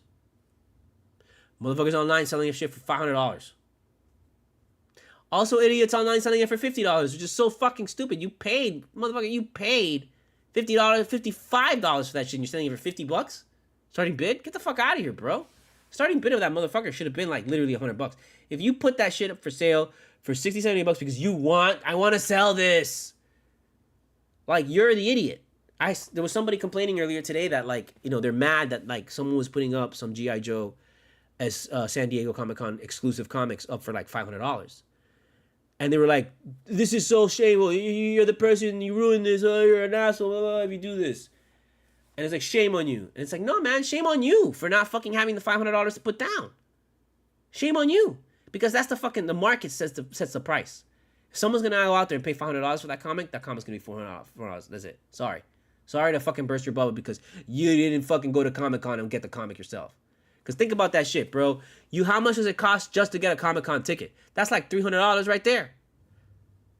That's not even the fuck, man. That's not even the fucking food. Food alone in a day, $25. And that's like just value meals at McDonald's nowadays. Okay, so that's $75 a day. And you're not going to eat 3 times a day. You're just going to probably eat like a snack, breakfast in the morning, hopefully, because the hotel's going to have fucking breakfast, you hope. And that's if you get up early enough, because that's just probably packed like a motherfucker with people. Okay? So, if you can get your fucking breakfast, and if you get breakfast at the fucking hotel and it's not included, yeah, that's just going to be $30 easily. You know, because they probably gave you either a breakfast buffet or they gave you a fucking actual breakfast they make you. The continental breakfast is probably going to be included if you stay at like a Holiday Inn, but I don't think there's much Holiday Inn on that convention center like that. Most people, you're staying in a hotel or a hotel adjacent to the convention center, and that shit's going to have like, breakfast, or it's going to have a continental breakfast of some sorts. And, you want to access that shit, it's going to cost you money. You're going to eat lunch? Maybe. Maybe you'll get like a fucking taco for lunch. Maybe you get a burger for lunch, something like that. Dinner, maybe you have a good dinner. You want to have a good dinner at some point in that fucking goddamn trip. So where are you, 3-4 days there? It's just $400 easy, bro, on fucking food, bro. So $700 for just food and the ticket. And look, fuck it, cut it in half. $200 in food. Eat once a day. $200 in fucking food. Okay, then well, you're talking about $500, bro. And you're complaining about them putting up the fucking comic that they went on this trip to go get. They stood in fucking line for hours. They probably stood in line, and that's all they did that day. That's the problem with these conventions now, man, that are this big. I hate conventions that are that big. I learned my lesson when I went to Japan. I went to the fucking anime, the game show, the Tokyo Game Show in Japan. Dude, it's not worth it. It's just not worth it. It's not, the experience, if you go by yourself, is definitely not worth it. If you go with your friends, maybe it's worth it a little bit, But really, in the end, like, unless you're like, if You're literally got to be like a high school kid or a fucking college kid who has no responsibilities, no fucking like real expenses, and you can spend your money on bullshit, and you're somebody that you don't believe that like you can find it better on the internet. Like it doesn't bother you that like, you can go on the internet and literally find whatever you're finding at these conventions for cheaper. Like you go to this shit just to cosplay and hang out with your friends and maybe play a video game, maybe watch a panel show, and that's it, Yeah, you can have a good time. Sure. But I still don't think it's worth it. Like, the price of admission, the walking, everything, the whole thing. Ultimately, the Tokyo Game Show was like, I did not come away wild or impressed.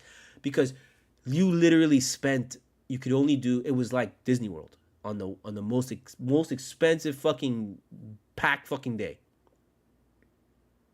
You could only do 2 things. I didn't even get to fucking really try out. I think that when I went, they were about to come out with Gran Turismo. Like, finally, like, in a really good version of it and shit. And I didn't even really get to race it. Because I had to stand behind a mother who let her fucking 10-year-old, or not even a 10-year-old, but like a fucking 8-year-old. A 5, 6, 7-year-old, 8-year-old or some shit like that. Play Gran Turismo in like this really, really nice racing setup that was like, this is a setup for an adult, And you put the kid in there, and the kid starts driving fucking backwards.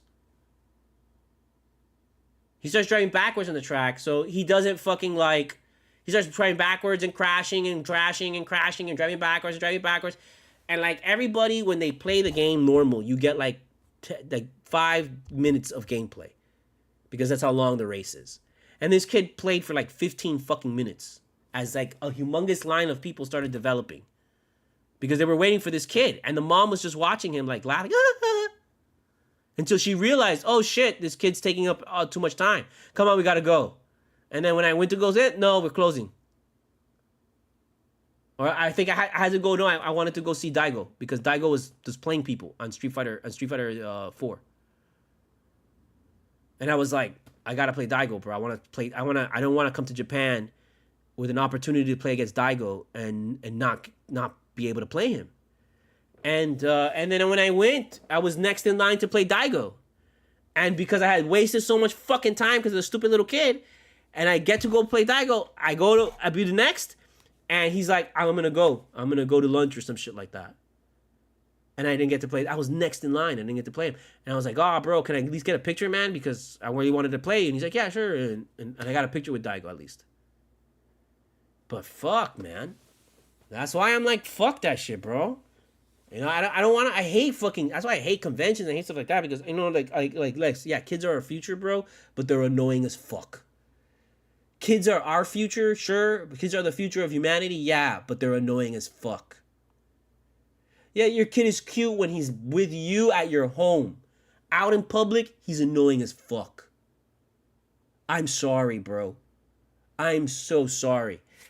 I'm sorry that you got fucking coerced into having a kid. I'm sorry.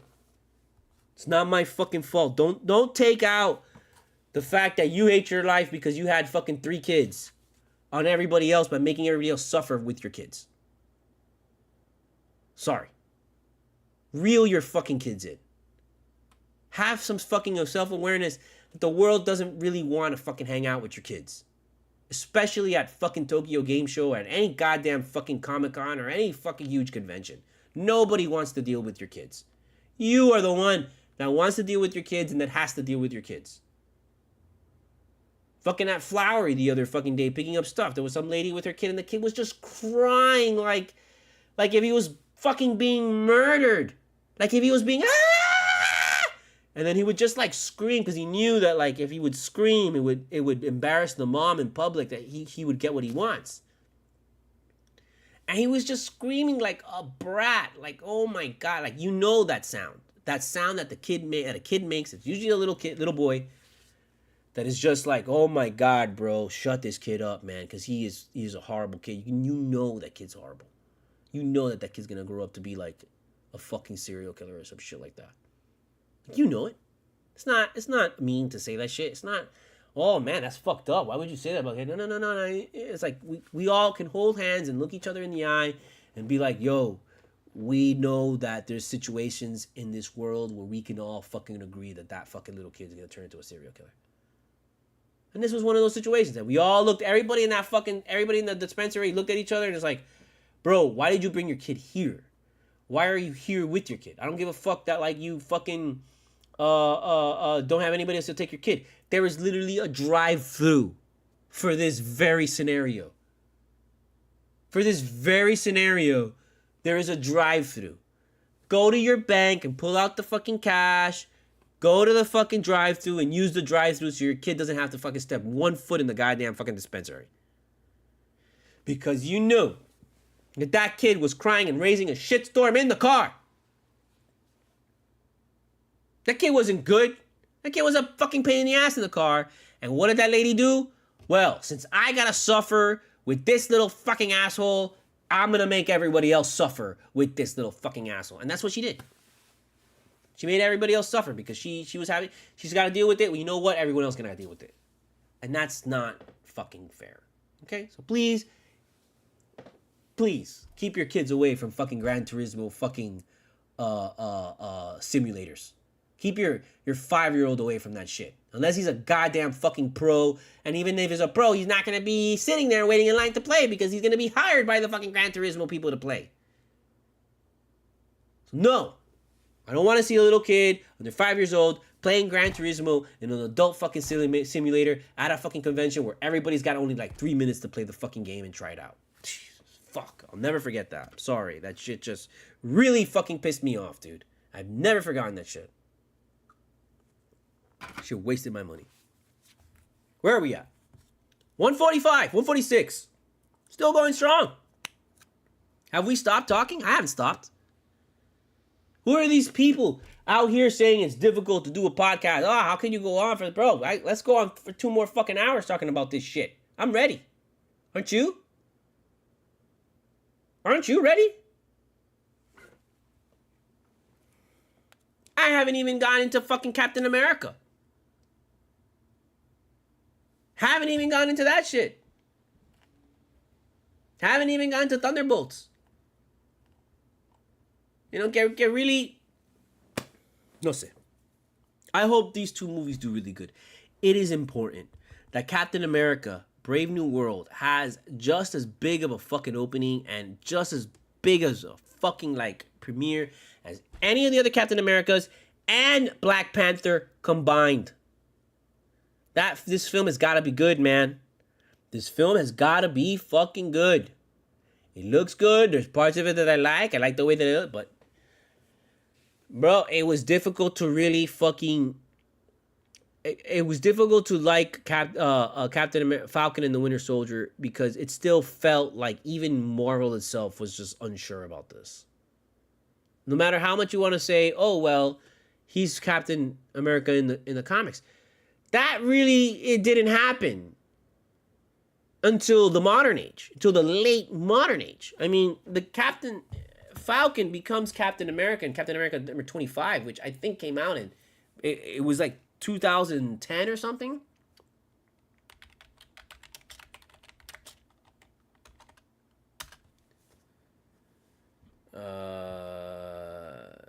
Volume 725. Fuck, I can't believe I knew it was 25. 2014. This was post fucking Age of Ultron was 2016. Age of Ultron. 2015, excuse me. A year before 2015 this came out. That's what I'm telling you, bro. Post 2012, the post Avengers era of comic collecting was the shit. There was a lot of shit happening at that time.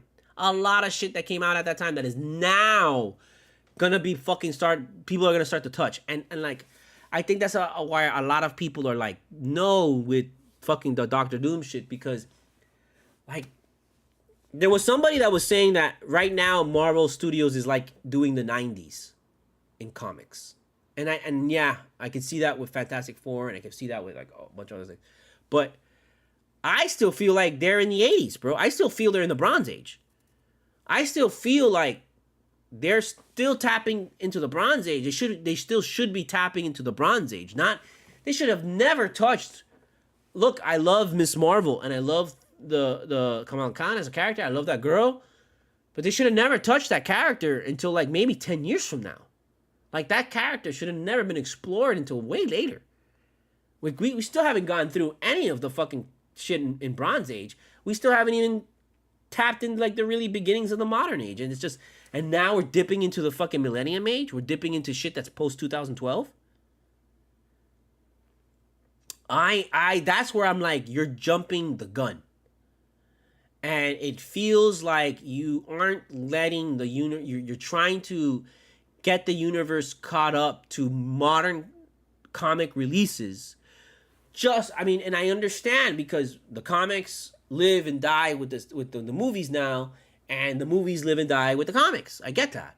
But I still feel like you kind of jumped the gun. You have plenty of comics you can work off, plenty of stories that you can use. You didn't have to jump into literally Millennium Age comics coming out post 2012. And you didn't have to do that just yet. And they did it with Ironheart. They did it with with this. They did it with with the Miss Marvel. And it just felt like, why are you forcing these newer characters into the scene when we haven't even really done all these older characters are still waiting in line? And I understand it's because you want people to buy the newer comics. You want people to go out there and buy the newer comics. And then that's why at some point I was like, well, if you want people to buy the fucking newer comics, man, you should literally make a fucking comic series that is literally the MCU. That is basically what takes place between the... I don't think... I know they've done it. They did it with the Agents of S.H.I.E.L.D. comic. That there's like comics that are canon as far as like MCU. But it's usually just like one else. I want to see a series where it's like... That's what I would do if I got the opportunity to write and draw for Marvel.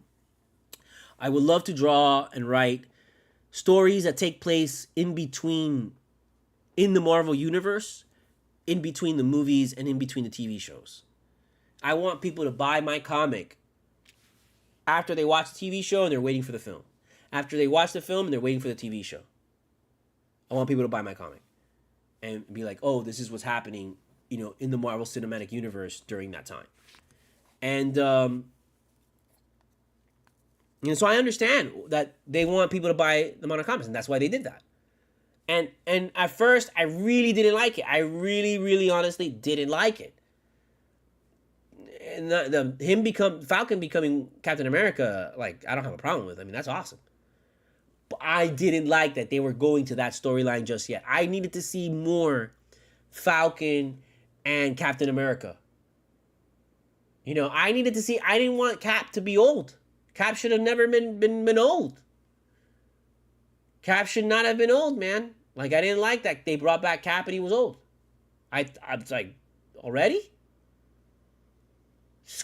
We just got like 4 or 5 films with that guy. And that guy's like, he's not even 30 years old. That's another thing. It's like, man, don't complain when they bring it back Robert Downey Jr., bro. Because you're gonna complain when Robert Downey Jr. is no more. And you're gonna complain that, oh, why didn't we do more Robert Downey Jr. films? A great example as a millennial, to make you understand, is that growing up, a lot of us wanted to see Schwarzenegger and Stallone in a movie together. When they did Planet Hollywood, Stallone, Schwarzenegger, and Bruce Willis, we all thought we were gonna see a movie with them all together, and we all were like, we gotta see this fucking movie. Gotta see this movie. And we didn't. You didn't get them together in a film until stupid fucking whatever the fucking shit is, Expendables. And even then, they were still fucking attitude-y about it, and they were still assholes to each other, and they were still like, oh, I'm better, I can deserve the worst part. And it was so shitty. And you realize that's why they didn't work together before, because it's like, back then, it was like, you can't work with your rival, you have to beat your rival. And let me tell you, that ruined a lot of Hollywood. A lot of movies were were left on the table, and a lot of shit that should have been done didn't get done because You had this whole idea up your ass that you need to be better than the other guy instead of working with the other guy. And that's an American trait. That is a thing that men do. And I hate it. I hate it. I want to see more collaborations. I don't want to see more confrontations. I don't want to see people fucking fighting against each other and going against each other and competing against each other. I want to see people working together. I want to see people fucking working together to create something awesome. I'm not talking about healthy competition. I'm not talking about healthy rivalries. I'm talking about, like, you know, right now we're in a state where, like, people don't fucking know what a healthy rivalry is because they take sports so seriously. You know, because shit sucks so much. And people depend on the sports and depend on that entertainment, on that feeling of hope for their team. They depend on that shit so much to give them that little bit of endorphin and that little bit of feeling that, hey, things are okay, because the rest of their life sucks so much. That's what, bro, this is a testament. This is a testament to, like, how bad things are. You look around and you don't think things are bad because there's nothing's on fire, but there's shit that's on fire, man. There is shit that is majorly fucking on fire. More than it ever has been. And so people are stressed, and people are, like, growing up stressed 24/7. It's not like people are growing up, you know, stressed and they're like, it's only for a little bit. No, it's constant. We're in a constant state of stress right now. Look at the beginning of our conversation, man. People are having kids that are they're passing their PTSD onto their kids. They're passing their PTSD onto their kids.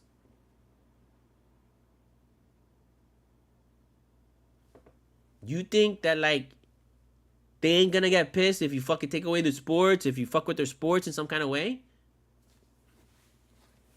We're obsessive with that shit. And now that shit, because sports is like $1 billion industry, and every fucking every sport, every kind of thing is like $1 billion industry in itself. That shit's everywhere, man. I don't mean sports. I mean, like, el sentido de que, you know, you need this shit and you don't fuck with my shit.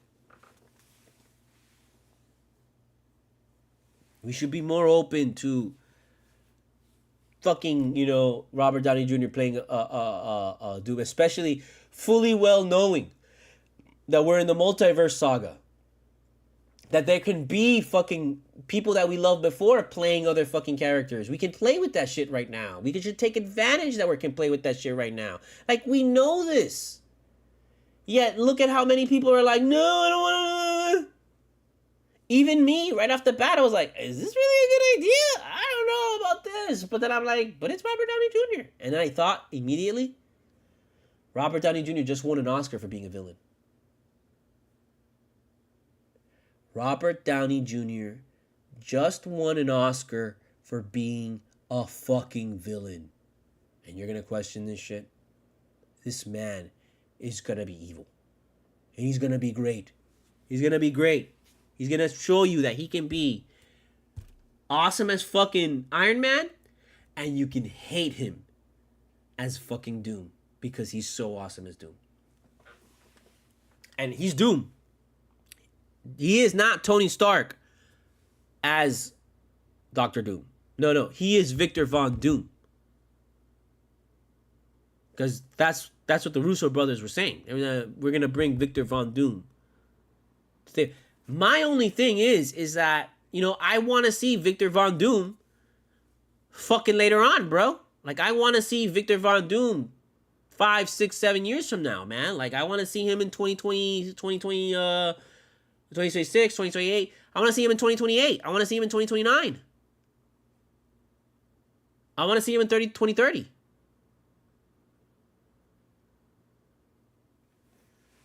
And with these two movies and with the history of Marvel and how they treat villains, that's when I was like, I don't know if I like this.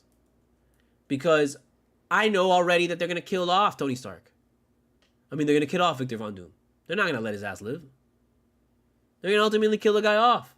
And then they're going to tell you, oh, well, we have another Victor Von Doom in the 616. Maybe we'll show you a little peek of him. Which, to me, I think that should be the move. I think the whole movie should you know, you should get your fucking Doomsday. You should get your secret fucking event, the Secret War. have Robert Downey Jr. be Doctor Doom throughout the whole fucking thing. Blah blah blah blah blah blah blah. At the end, you fucking kill him off, and you pull back and you show the fucking that you're in the 616, and the real Doom is watching, and the real Doom of the 616 turns out to be Cillian Murphy. That to me is the plan. I can see that happening already. I'm gonna go ahead and I'm gonna put plus 200 on that shit.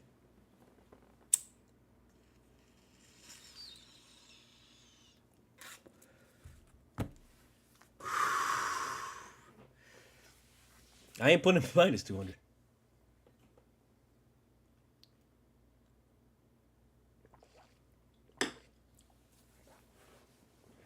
Not yet, at least. But I can see that because I think Cillian Murphy had a meeting with Marvel. I believe he did. And then look at the meeting that it's just interesting because the meeting with spoiler alert Blade that was in 2015. And they didn't come up with this shit till they didn't come up with Deadpool Wolverine until the last 2 years, bro. That wasn't like something floating around for like since 2015. Deadpool movie came out 2016, right? 2016.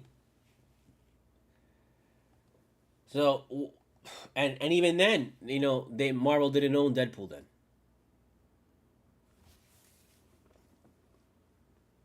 So what did Marvel meet up with fucking Wesley Snipes with in 2015? Because that's when Wesley Snipes met.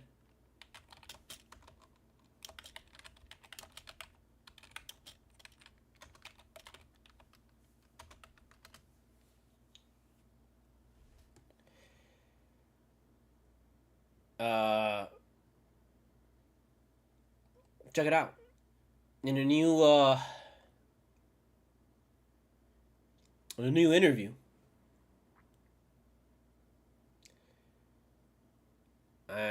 pretty good, not so bad. So we move on to other things, bigger, better things as well.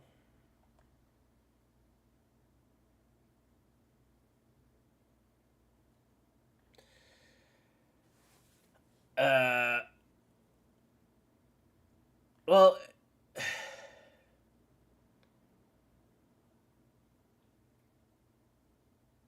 I don't see anything that says that that Marvel was against it. Oh man, you know, I completely forgot. I completely, utterly, totally forgot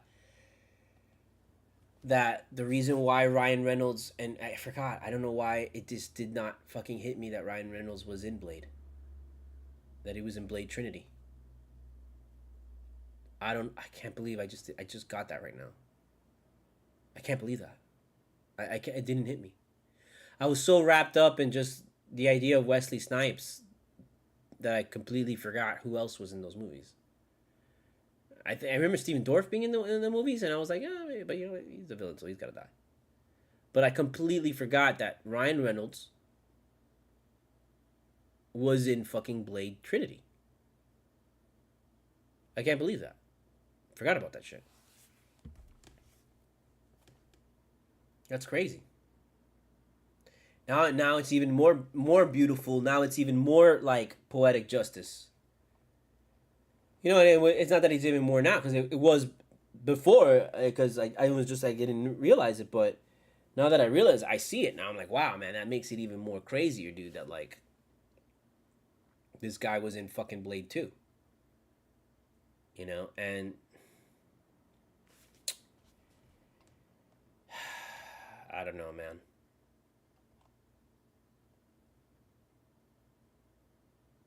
It is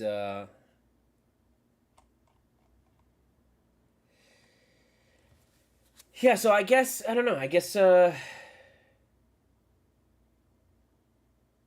be interesting to see what they do with this guy, because, you know, they should have just brought him. I thought they were, let me see when it was, because that's not the interview. So yeah, everything now you're getting is 2024. And I think his visit was in 2015. Yeah. Has met with Marvel about playing Blade 7/9/2015. Then it makes me curious. I wonder if he actually... I wonder if... Did he get a call?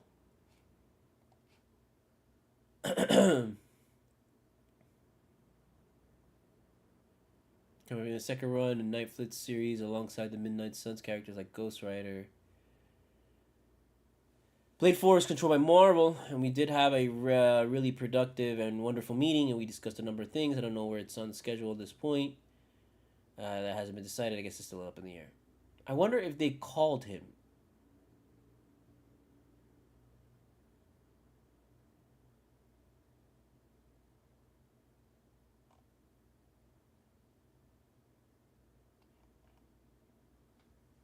Yeah,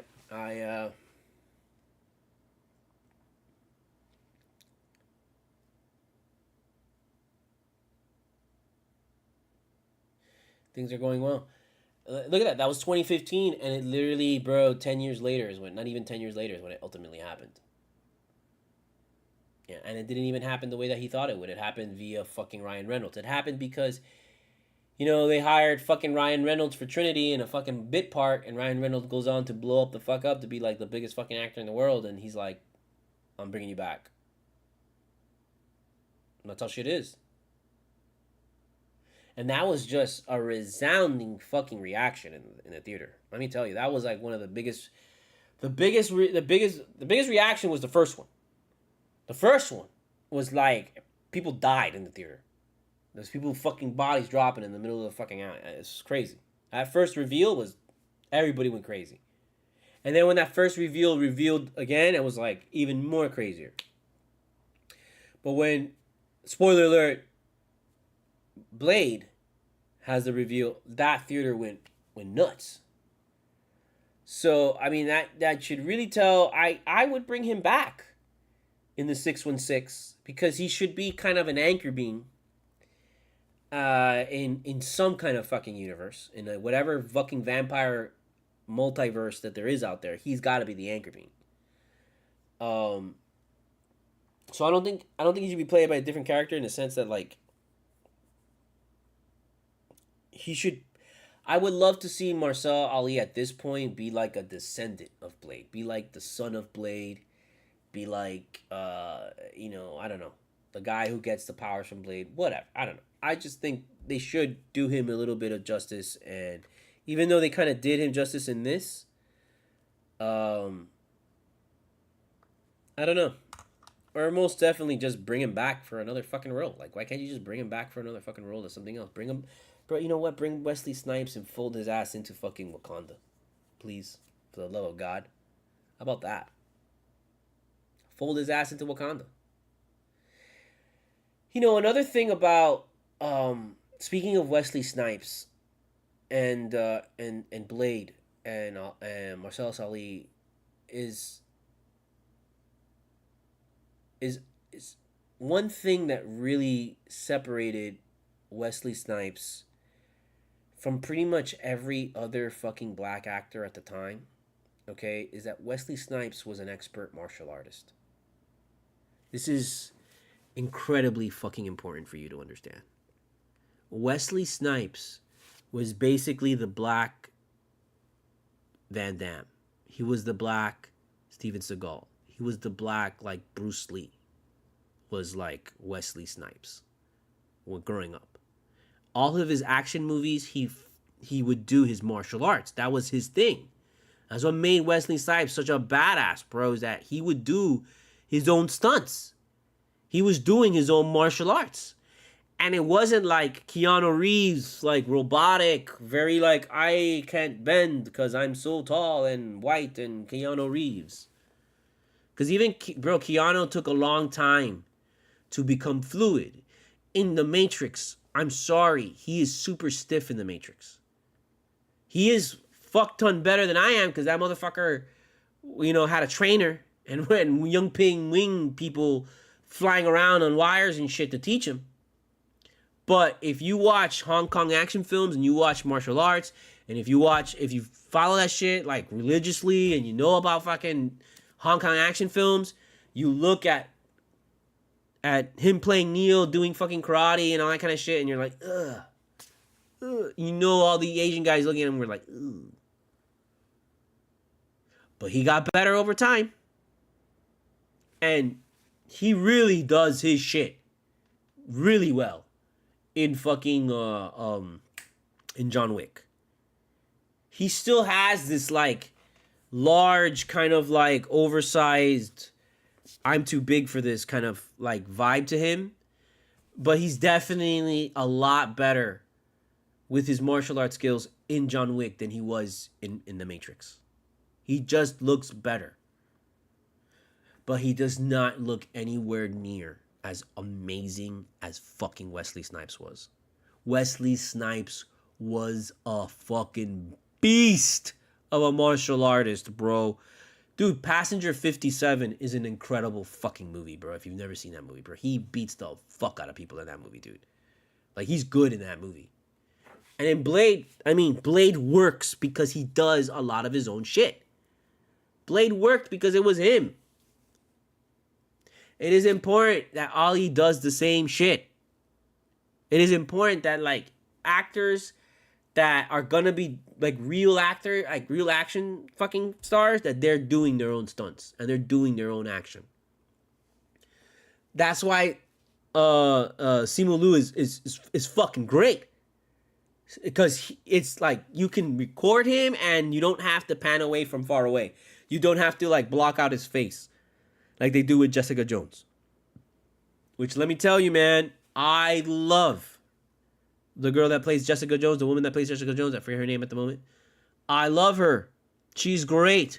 You gotta bring her ass back to be Jessica Jones. We need that show fucking back, bro. We need that character and that actress back into the MCU, bro. You gotta bring some of those people back into the fucking fold, man. You gotta bring them into the goddamn fucking Secret Avengers, bro. Secret War, whatever the fuck is gonna be. You gotta bring those people back, man. Just toss those motherfuckers $500, bro. They'll fucking come on for $5 for fucking 2 seconds, just being on the camera, looking, staring at the sky. Doesn't fucking matter, bro. Just give them something, man. Put them in the shit.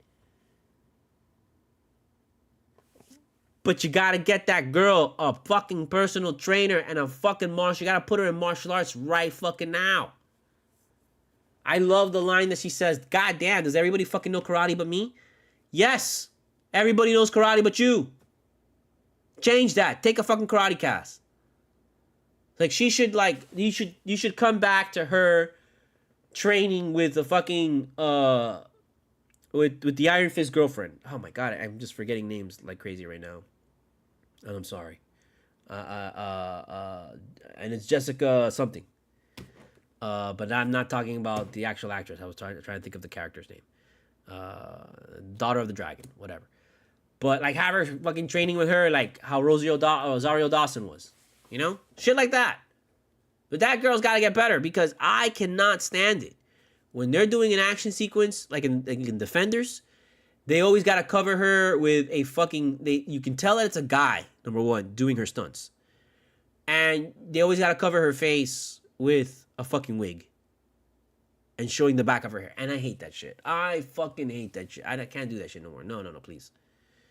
Have that woman learn how to throw a fucking punch. Have that woman learn how to throw a fucking kick. Have that woman... Not even, bro. Like, create a choreography, you know, helps her look like she's doing awesome, because she relies on her brute strength and her fucking... on her superhero power, on her powers. Rather than how Daredevil relies on the fucking decades of fucking martial arts training he's had. How fucking Iron Fist relies on the decades of martial arts training that motherfucker has. Make her more like fucking this guy, Luke Cage, who he doesn't have any fucking skill. He just relies on his fucking brute strength. You know, and you need to see that. And we didn't see that enough. We saw that she was still kind of a weak character, a weak hero, and I don't think she's really that like that in the comics. You know, she's not like that in the comics. She's like, she flies, man. Like, make that chick fly. Can we get her to fly? You like touched on that like briefly in the main show, and then we never saw her fly ever again. That sucked. She should have flown in the fucking goddamn in the defenders to get out of the building. She should have grabbed everybody and flown. She should have saved Daredevil and those motherfuckers. And that should have been the secret. The secret was that she flew in there, she saved him, but let him go. Her and this guy, her and the fucking other chick go. Let me tell you something. You gotta bring back fucking Elektra, the girl that plays Elektra in Daredevil, Born Again, in the Daredevil show. You gotta bring her back. You gotta bring her back. One sec.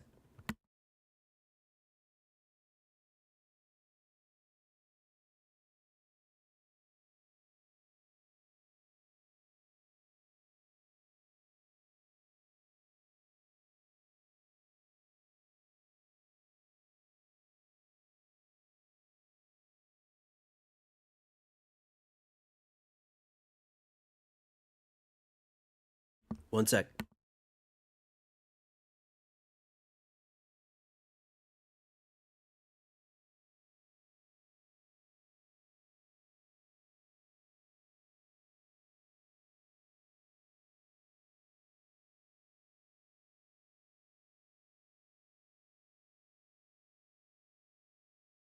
Sorry about that.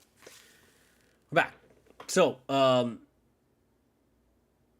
yeah, you gotta bring back some of these people. I'd like to see them back, but you gotta hire people with the intention of them like doing their own stunts, or at least their own fight sequences, as at the risk of whatever, because it's gotta be it just feels so much better that way, dude. You know, and you can get away with a lot of guys because they wear the masks and shit. So that's why a lot of these people get away with this shit, and it's easier that way, and that's fine. But really, I think you just like that scene when Iron Fist and Daredevil fight each other in Defenders, and it's Charlie Cox without his mask, and it's this other guy, doing his thing. Oh, hold on, give me 1 second. I'm so sorry.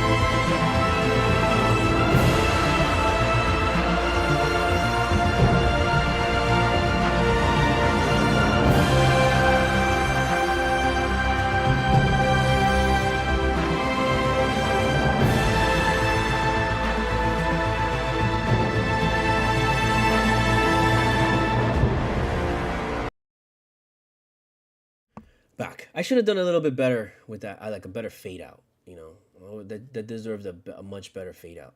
You know, the way there, and then I come in. You know, but I really didn't get the timing right. So whatever. But we're back. Marvelites assemble. ANICO, El Topo, Studio Moguro, Studio MOGURA here with you. We've been here with you for 2 hours and 25 minutes going on strong talking about Marvel. Non-stop. We just had to take a little break real quick, which is good. We took a little break and whatever, but I had to take a break because my parents were calling because they're going on vacation or some shit like that. I don't know. They're going away. So I don't know what to tell you.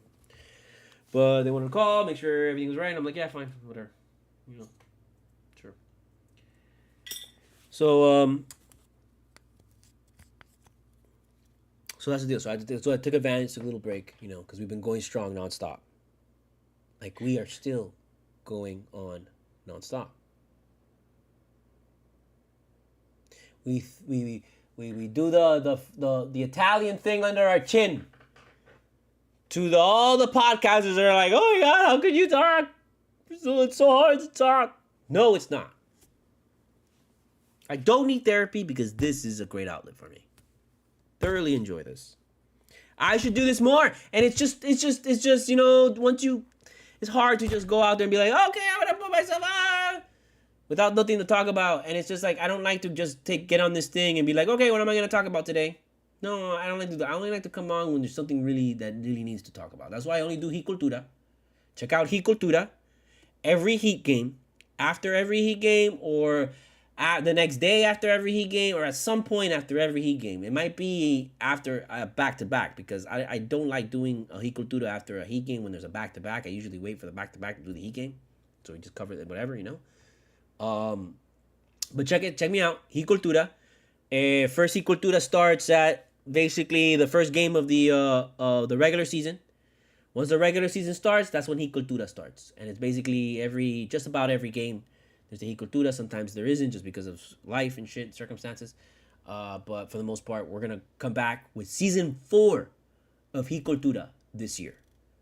Hopefully the Heat can win a title this year, because if they don't, I don't know what the fuck I'm going to do. I'm going to freak out. Definitely for sure. But look out for Heat Cultura season 4 upcoming this NBA season. I would like to do an NFL thing, but it's just, you know, I'm a Jet fan, and it's just not worth it, bro. Like, I like my sanity. I don't want to go crazy. I don't want to be angry all the time. So, no, I don't think so. Sorry. I like doing the Heat. That's enough for me, to be honest with you. A full-fledged sports cast is just, that's too much. Too much. Look how much I talked about just fucking yesterday's San Diego Comic-Con.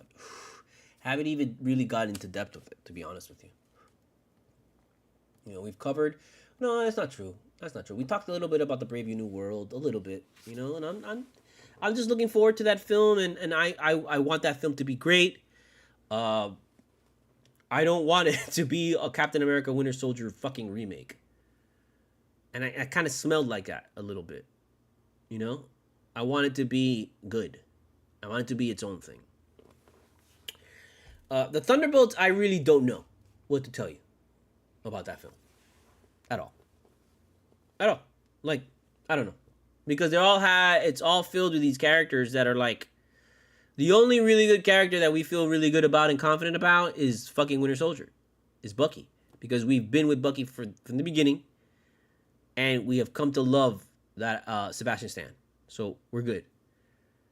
And then what was her name? Oh my god. Fuck, why is this happening to me today, man? Like,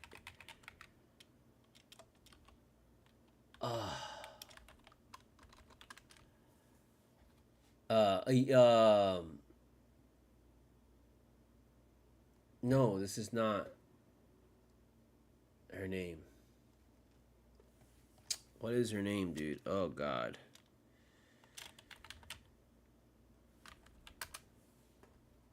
Florence Pugh. Sorry. God dang, man. Can't believe that. Took so long to figure that out.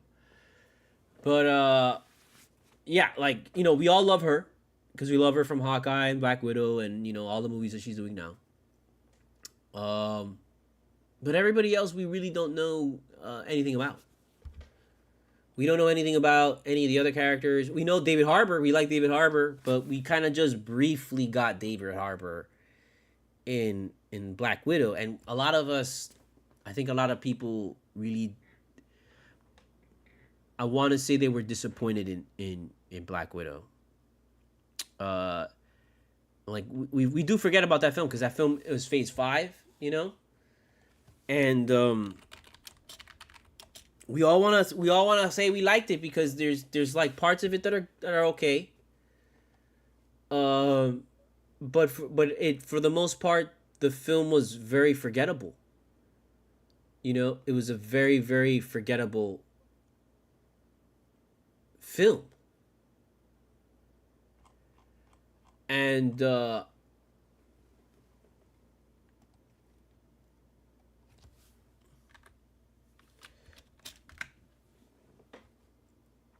you know, like we wanted that film to be really great. That film almost felt it was like a throwaway film just because of what happened with COVID and everything like that. But at the same time, like that film got overshadowed with the whole fight of this chick with, you know, with Scarlett Johansson with Disney and all that stuff like that. But the reality is that film was that film really helped out a lot of us get through fucking COVID. Because we had that film to look forward to. We all watched it at home. We watched it with our family. We made it an event at home. That's what a lot of people don't fucking really, like, you know, talk about. They talk about, oh, how fucking, you know, Scarlett was pissed off because, you know, she was great. She wanted it to be $1 billion fucking film. It was supposed to be her $1 billion fucking film. Excuse me, Scarlett Johansson, that fucking COVID ravaged the fucking world. Let me tell you something, man. We all got through COVID because of Marvel. Marvel is what got us through COVID. With the shows, with the movies, with all that shit. That's what got us through fucking COVID. That's what got us through COVID. I don't know. I look at Black Widow and they were like, you mean to tell me we were back at theaters in September? I saw Doctor Strange in the movie theater. I remember that. I saw Spider-Man 2 in the movie theater with the mask. Eternals. Saw it with the movie theater in the mask. Shang-Chi, saw it in a movie theater. So I'm guessing I wore a mask at that time. That was probably the first time I went back to the movies, was to see Shang-Chi. No, it was to see it was Shang-Chi because we saw Black Widow in theaters. I mean, at home.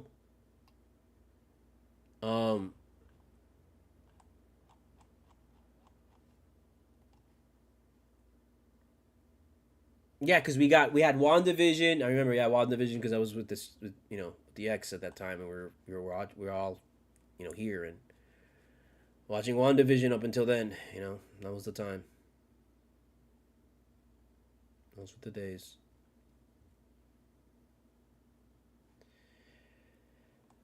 But yeah, so I mean, all these shows kept us going, you know, until Black Widow, which came out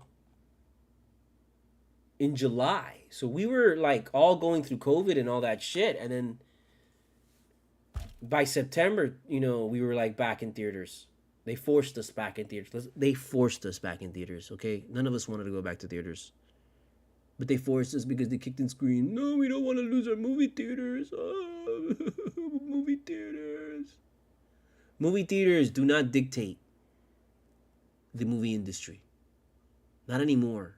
Movie theaters literally were created because in the fucking like 1800s and shit, whenever the fuck they made movies first, 100 fucking years ago, nobody had fucking Dolby sound.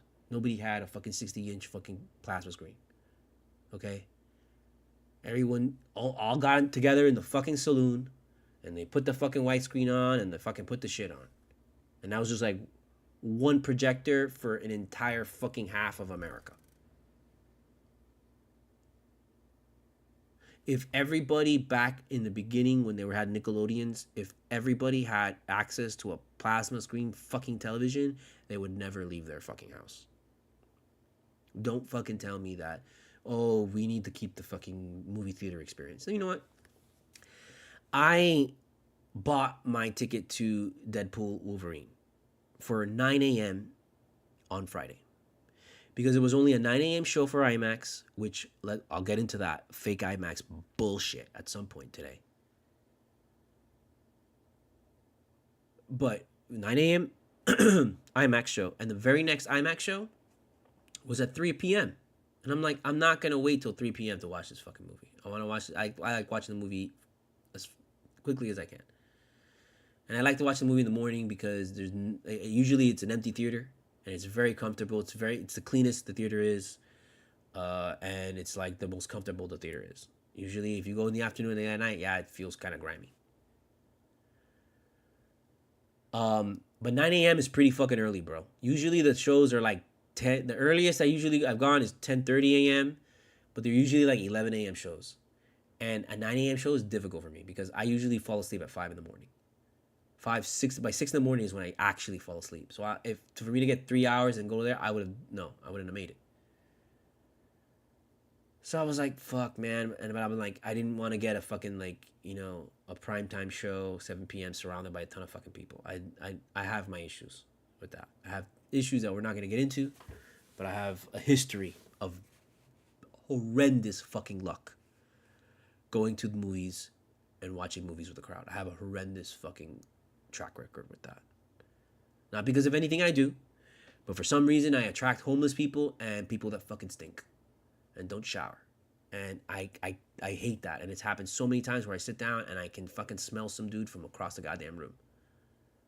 And it just ruins the experience. And I'm like, I would not experience this if I watched this at home. And I said to myself, you know what? Somebody, I think, I don't remember what it was, but I read something online that someone said something, can't wait to see this with a crowd there.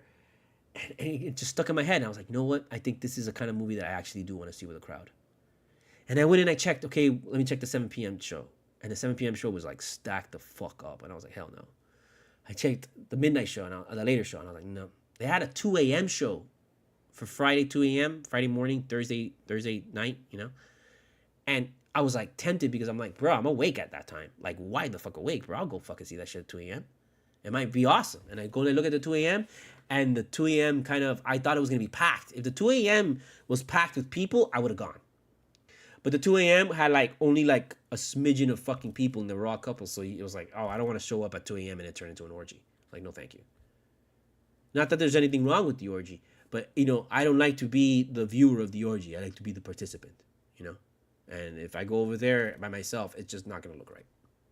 So I'm like, no. So I looked at the first showing, which was the 4 p.m. showing, and I noticed, oh shit, there's space in the middle. So I was like, fuck it. And I bought it. And I was like, well, here we go. And I went into the theater. I left at 3:30. Show was at 4. I left kind of late, and I was like, bro, I can't believe I'm leaving late, and I'm still I'm just barely making it to the theater. Because I like to make it to the theater with like 20 minutes, 30 minutes before my show, so I can sit in the parking lot and get stoned as fuck. I hotbox that motherfucker like a bitch. Pardon the language. Because fuck it. I got my fucking medical marijuana card. I don't give a fuck anymore, bro. So I sit in there chilling, bro. I jump in the back seat, car on, AC blasting. And I just chill there, you know, and just smoke a bowl, my fucking dark-ass tints. I have dark-ass fucking tints. I have, like, liminal tints on my fucking IS. So I'm like, fuck it. I sit back there, chilling. Awesome.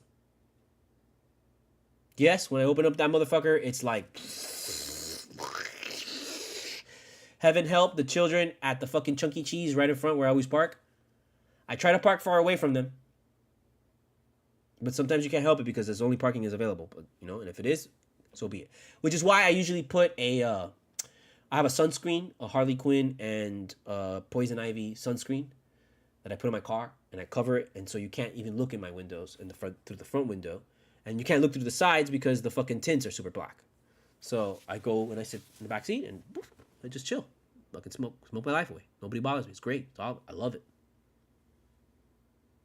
And if anybody would ever come bother me, all I gotta do is take my fucking medical marijuana card, put it in the fucking window, and give them my fucking finger with my other hand.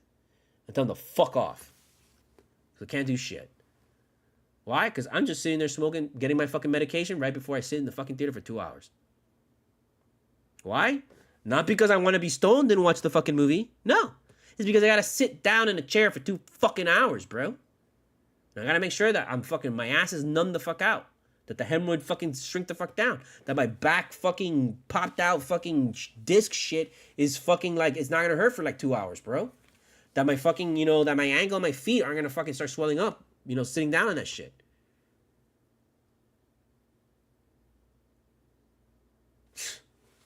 That's life, bro. That's where all y'all young people are headed. That's the reality. Don't be embarrassed by that shit. Don't be like, oh, you're just old. No, bro, you're gonna get there.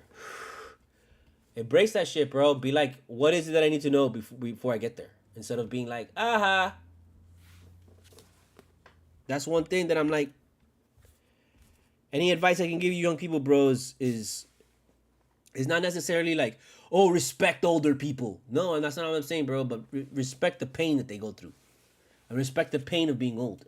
One thing I fucked up is that I never got into exercising. Like, for me, exercising is not, I don't look at exercising like I look at drawing.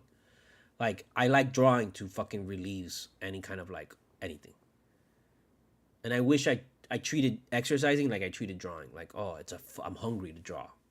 Bro, I get hungry, dude. I need it. Sometimes I'm staring at that fucking pad and I'm, like, burning it with my eyes because I need to fucking just draw on that shit. But I can't because I got to do something else. But the other day, I stayed up till like 6 in the morning because I just kind of do some more sketches. I want to do more sketches. I want to do some more sketches. Another sketch. I want to sketch. The smell of the fucking pencil, bro. Oh, God, I'm addicted to that shit. The paper, the feel of the fucking paper. I need that shit between my fucking hands, bro. I need it. I need to feel it. I want to feel it. I like to smudge that shit, bro. Oh, my God, bro. Get dirty with it.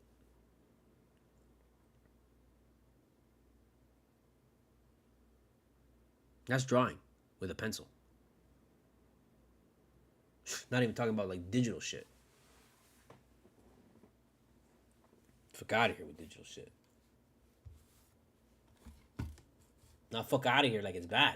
Like, get the fuck out of here, that digital shit, bro. I'm even more. It's even more fucking addictive. It's even more fucking, I need that shit. Even more. 1,000,000 times more.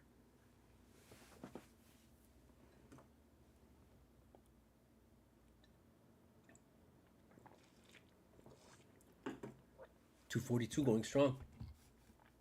Right? Yeah, $242 going strong. Let's do it. Come on. Let's hit that 3. I know I should be fucking working on my fucking book, editing that shit. I should be probably playing PlanetSide. I should be fucking making music. I should be drawing some shit. I should be working on the cover of the book. But fuck it. We need to talk more about fucking Marvel because I haven't done a really proper Marvelites assemble in like fucking forever. My sister is on vacation, so when she gets back from vacation, she wants to definitely talk. She said that she wants to watch the Deadpool together. She's already saw it, but she wants to go see it again and then do a show. So the next episode of Marvelites Assemble will feature my sister, and that'd be fun. So if you want to see what she's like, just check out the previous Marvelites Assemble, and she's on that. We did a little quick thing about. We talked about it was Secret Invasion, I think, is what we talked about, and how fucking terrible it was, and what the fuck was going on. Yeah, exactly. Even the kitty freaked out. Yeah, she wants to get fed. So, yeah, I still want to keep talking. I just don't know if I'm already just going on too long. If 2 hours is just too much of this shit. And I don't want to go 3 fucking hours straight up fucking talking, but I'll do it, bro. I'll go 3 fucking hours of this shit, but. You know, let's cut it out here. Let's start to kind of dwindle it down, so that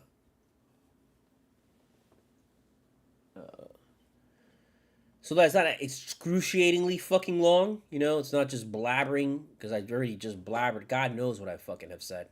You know, I hope I didn't offend anybody. I mean, I hope I did. I don't know what to tell you, but definitely like. Look, man, things are always promising because we have GODFEIGE on our side. We have somebody who truly appreciates Marvel Comics for what they are.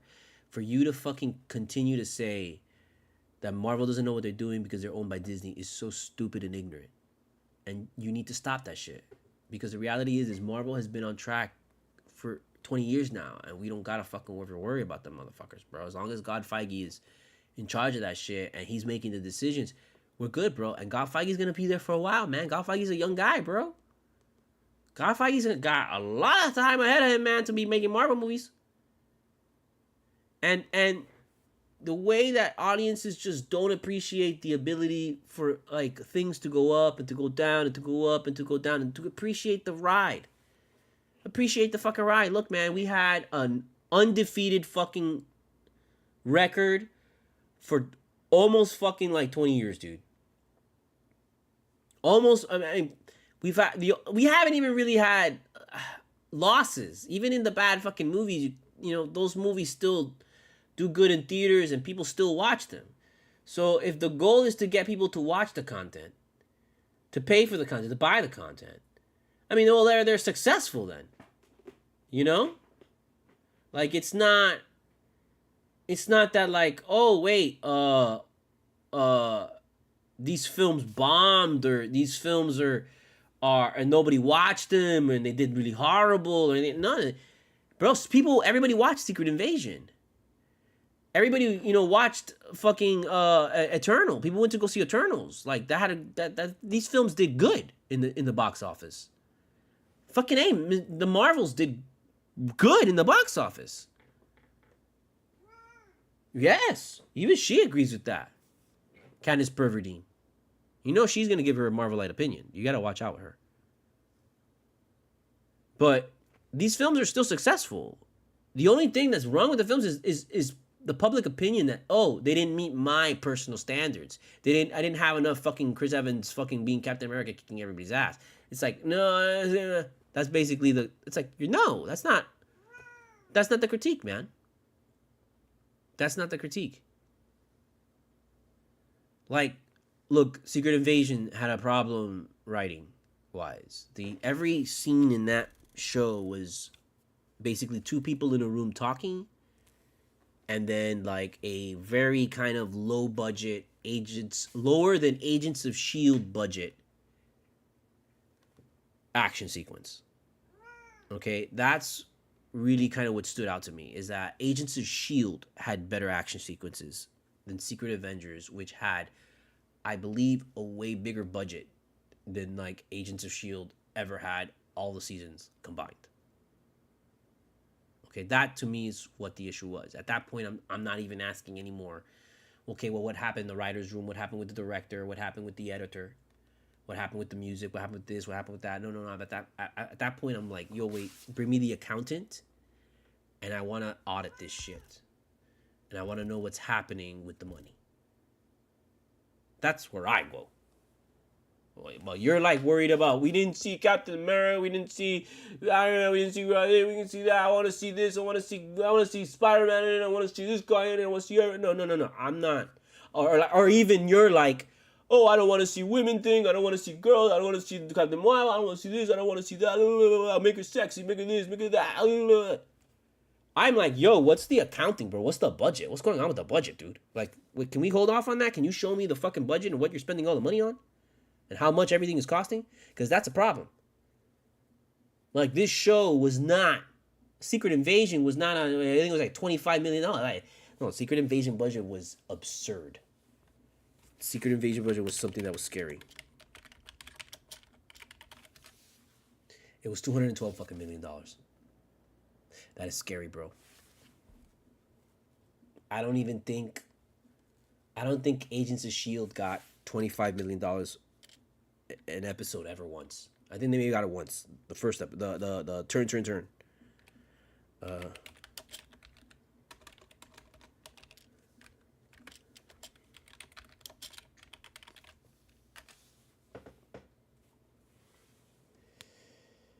18 to 14 million for the pilot.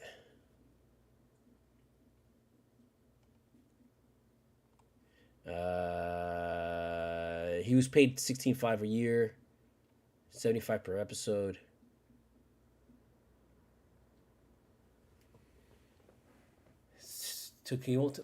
Coulson fucking took $75 per episode, bro. That's disgusting. Will reportedly take home $75,000 per episode of Agents of S.H.I.E.L.D. An example of 1.6 per year. It's embarrassing, dude. That shit better have gone up, dude. That shit better have gone up.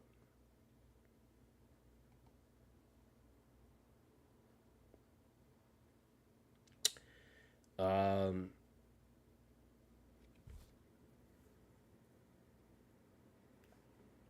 yeah, man. Like their problem with Shield was that it got so good. Oh my god, bro, Shield just got so good, but ABC didn't do enough to really fucking put that out there for people and really get people behind it because the ratings dropped. And if people would have kept watching, because people didn't go back to watch it because they wanted to watch.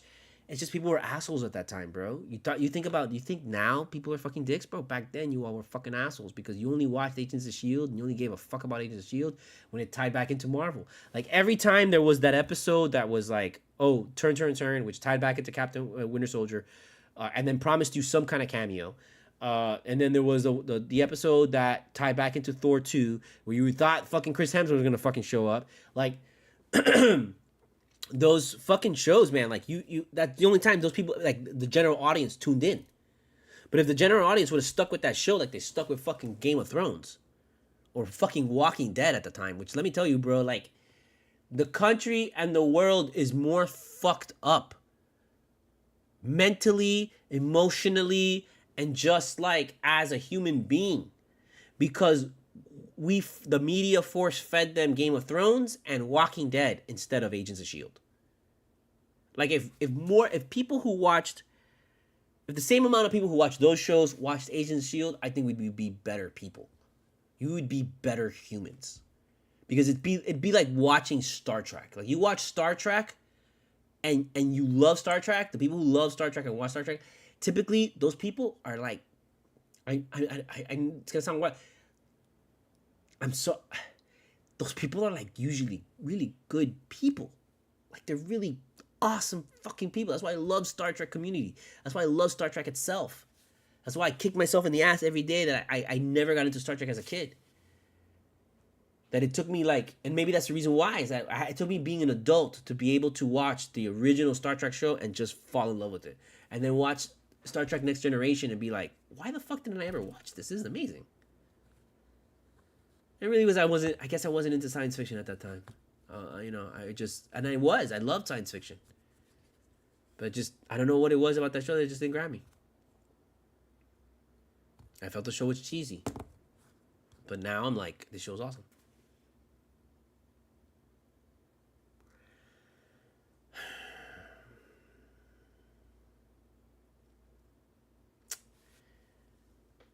I don't know. That's a lot of money, bro. But I'm trying to see how much total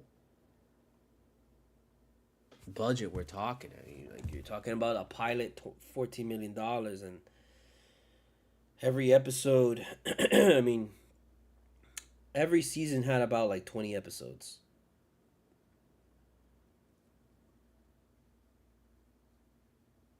$30 per season. 210 total. Let's just say it was $30 million per season. I mean, they said 8 to 14 million for the pilot alone, man. So let's throw in 10 million per episode. Let's try that. 20, 207. It's 1.4 B, but it's not. No, that can't be. Agents of Shield did not cost 1.4 billion in total over seven seasons. No way. No way, bro.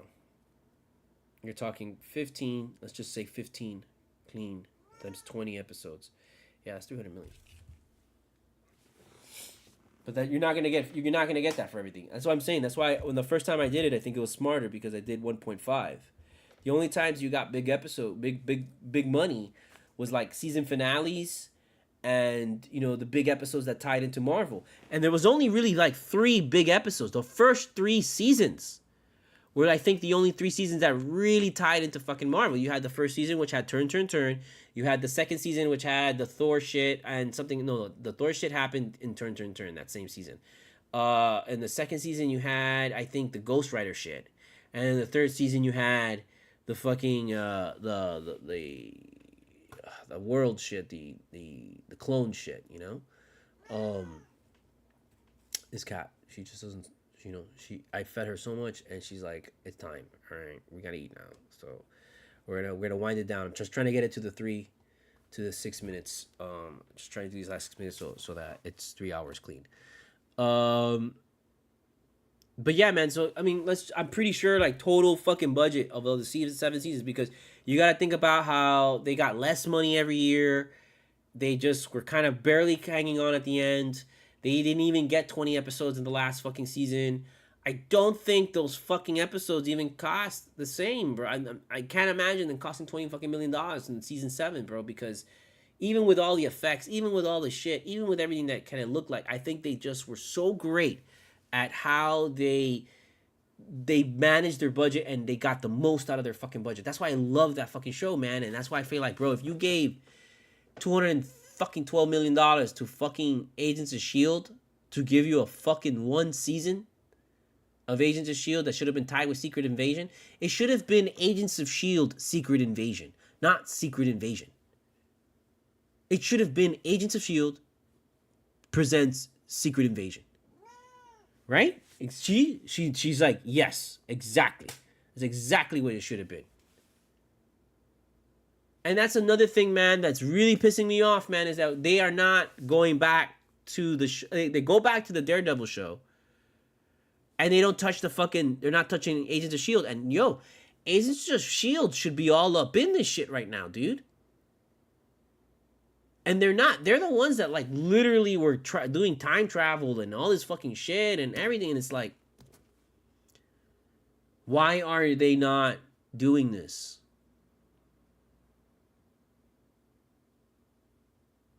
It makes no sense.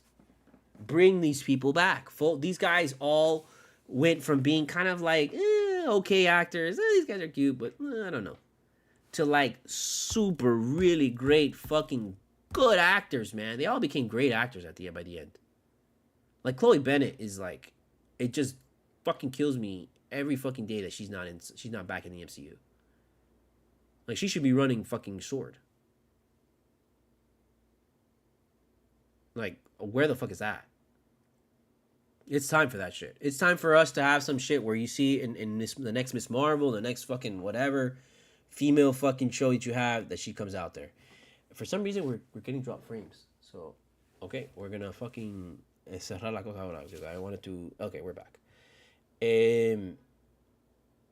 But yeah, so I mean, I don't know, man. Like, we gotta bring those people back somehow. So, just quickly going back to the whole fucking budget of Secret Invasion being fucking $212 fucking million for that piece of shit fucking miniseries.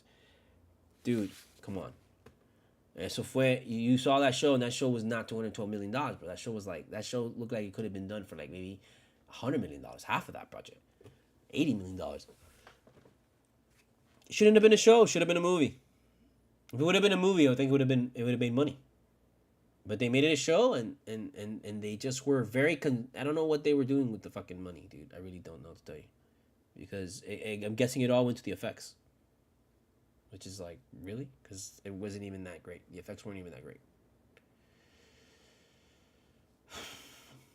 I don't know. But that's really the only thing that like really stands out as like, oh my god, that's bad. Because even the other stuff that like they've done thus far, that's been that hasn't been great. Like you watch it again and you're like, this is not that bad. Eternals, that's not that bad. It's pretty good actually. The end is crazy, bro. The end still gets me every single fucking time. That end affects me so much because I love Ava, and I look at that end and I'm like, oh my god, we're so close to making an Ava film. Like these people are so close to figuring out how to make an Ava film. Like we'll make an Ava film sooner than like we're gonna make an Ava film soon. But the whole thing is like whoever makes the Ava film has got to know Ava, and I not many people are gonna really know Ava. People are gonna have their own interpretation of Ava, and that's not Ava. And, you know, Ava is not your own interpretation. Ava is everyone's interpretation. And when you can figure out how to do everyone's interpretation at the same fucking time, so everybody feels that shit at the same fucking time, that's when you're gonna figure out how to do Ava. Until then, you're gonna have people like Jordan Peele saying, I can do Ava, but it's really just they want to take from Ava. You know, not to say I love Jordan Peele and I love what he did with Nope, but that's kind of what I got from that. Is like, oh, he takes from Ava and he uses it in his own films. If you give him Ava, he's just gonna give you kind of like Ava, but he's not gonna give you Ava.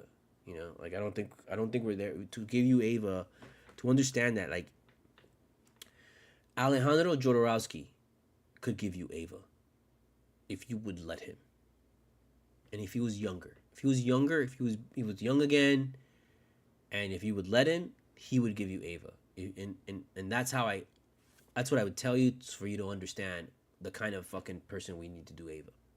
You know? Like Gaspar Noé should fucking do Evangelion. And that shit would be totally fucked up.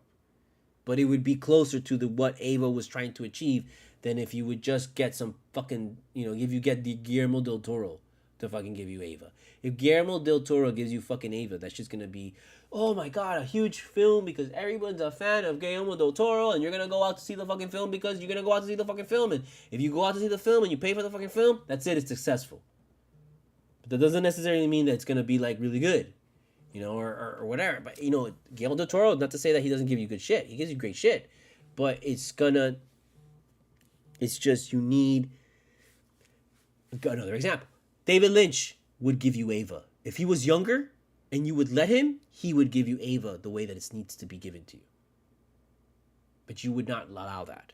You need this shit to make money, and you want to make Ava more anime than Ava. So that's why it's like, no, doesn't work. They were trying to do Ava like literally back in college with Weta, when Weta came up with the first designs for a live action Evangelion. And whatever happened? Nothing. Okay? I think Peter Jackson. It was after Lord of the Rings, and Peter Jackson was looking to make Ava. So 301, that's right. Let's close it down. Okay, kindness, we're gonna go now. Okay, so I can feed you. So yeah, para. Okay, I'm sorry. But this has been Marvelites Assemble. Thank you for listening. I will try and be back at some point with my sister, so we can talk about Deadpool and Wolverine more. And that's, I guess, why I didn't really go too deep into Deadpool Wolverine, because I'm sure you're getting that everywhere. But I feel like I barely touched the surface of Deadpool Wolverine. I really didn't feel like getting too much into it, just because I still feel a lot of people haven't seen it, and I don't want to like spoil it for people yet. But I also was trying to save it so that when I talk to my sister after she comes back from vacation, we can talk about it, and we'll talk about it, and we'll fucking enjoy it, and we'll fucking go crazy over it, and we'll save that for the next conversation, because I'm sure we'll get in real deep with it. But this was more just covering, the reactions of San Diego Comic-Con and everything. And I didn't even get to like talk about fucking Fantastic Four, really, and how, fuck, man, I saw that trailer, and that trailer fucking rocked, bro. That trailer rocked. And let me know, in the last thing, I'll leave you with this. And Marvel did fuck up this Comic-Con. I didn't like the way that they just revealed shit. Okay? Like, either reveal everything or don't reveal everything. Okay? It doesn't make any fucking sense to reveal that Doctor Doom is gonna be fucking Robert Downey Jr., but then you don't want to fucking show the fucking Fantastic Four trailer, even though you know that shit's gonna get leaked because you're not telling everybody to fucking not record. Like, remember when San Diego Comic-Con was like really strict about recording shit? Like, this time around, people were just recording the fucking thing and like recording the whole fucking panel. And I'm pretty sure people were streaming the panel live. And like, there wasn't anybody to tell them, no, don't record or anything like that and stuff like that. Okay, fine. So at that point, two things I think should happen. A couple things should happen. And I'll leave you with this. The Fantastic Four trailer should have been shown in Daredevil Wolverine. That should have been an exclusive trailer that you only see when you go see Daredevil Wolverine. I am sick and fucking tired of watching fucking trailers that I've already seen. Going back to the fucking topic, which is when we got off a track all the way fucking back there like an hour ago and shit. We were talking about fucking getting to the theater early on time, and dudes fucking, like, you have a 20-minute buffer, but a lot of those films that they show in the trailer, you've already seen those trailers because they spoil those trailers online.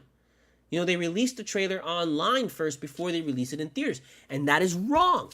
That is wrong. Something has to be fixed, where there has to be a time where the only place you could see this trailer is in theaters. Because watching a trailer in the theater, let me tell you, that is a much better experience than watching a trailer on fucking on like your screen, on television, or whatever. It's just, that is awesome. Because that, you get really hyped with everybody around you, and you're like, oh shit, what the fuck did we see? Oh, I can't wait for that. And that's where you really get a good vibe and a good feel of the trailer. Nowadays, you really don't get a vibe or feel of the trailer because everybody's already seen the fucking trailer. It's very rare that you get to the fucking theater and you see a trailer and you haven't seen it. That's bullshit. Pretty much you see every trailer that comes out. The Fantastic Four trailer should have been released. That trailer was done. Don't fucking give me that shit. Don't take that shit to San Diego Comic-Con and tell me that that shit's not the fucking movie. What the fuck, bro? How can that be pre-visualization? For you to step to me and tell me that that is a pre-visualization, that is a pre-production fucking shot. Like, they have not even shot one fucking shot of the actual fucking movie yet. That brings us today. They started production today. Fantastic Four started shooting fucking principal photography 2 fucking day. When the fuck did they make that? How? What the fuck? They hired Pedro Pascal and were like, hey, can you just do this for us real quick? And they did that shit and they're like, that's good. You know what? We're good. We got it. We got the movie. That fucking trailer was a movie. Did you see when fucking Galactus eats the fucking planet? Like, that shot alone, when the fuck did they do that?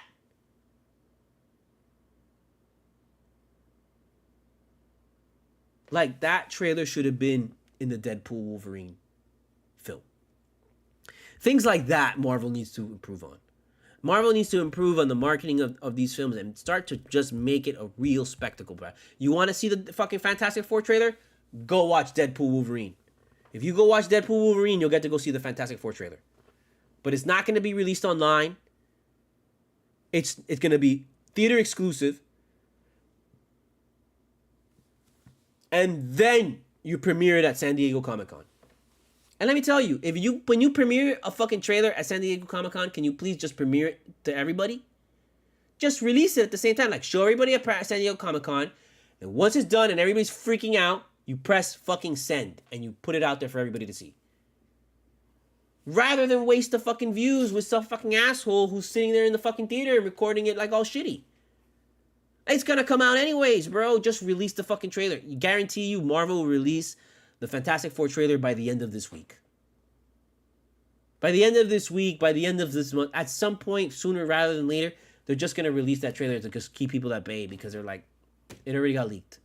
Here you go. They're gonna do that if they haven't done so already.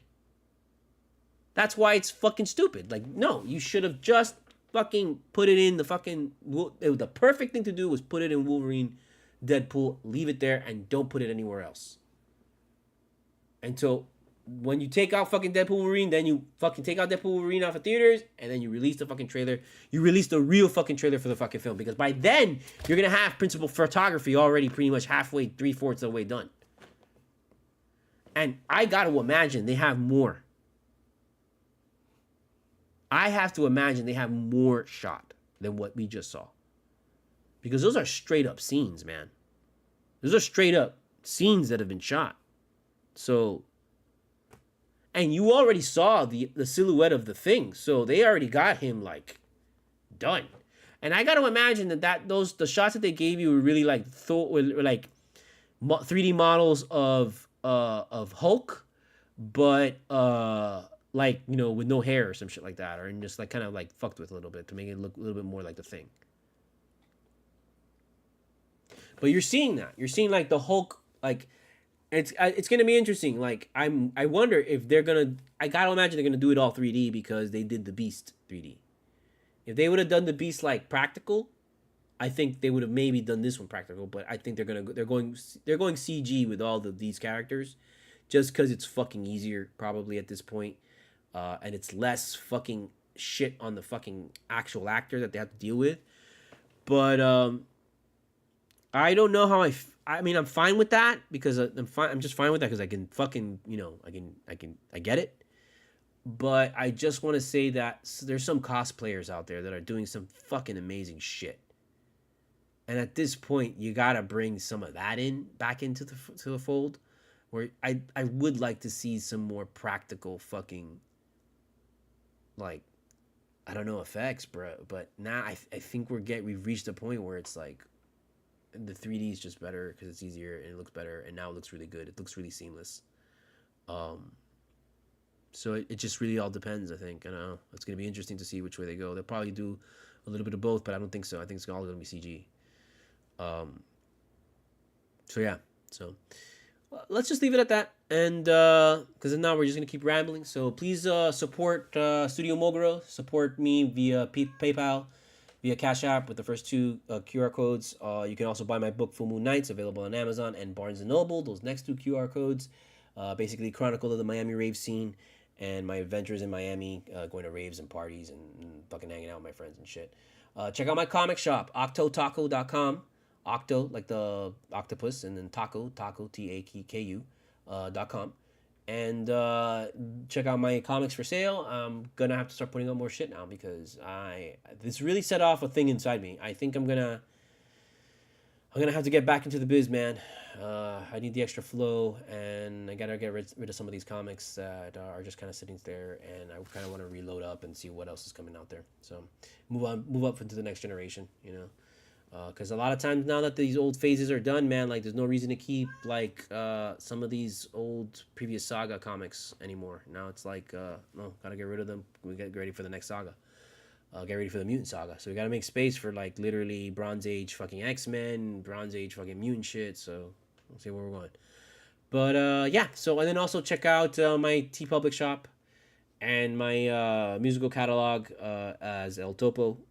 Check me out on Spotify. Check out the I think that takes you to the Spotify link or to the YouTube playlist with all my tracks, including my latest release, The Reflection Blinds You from Seeing the Truth.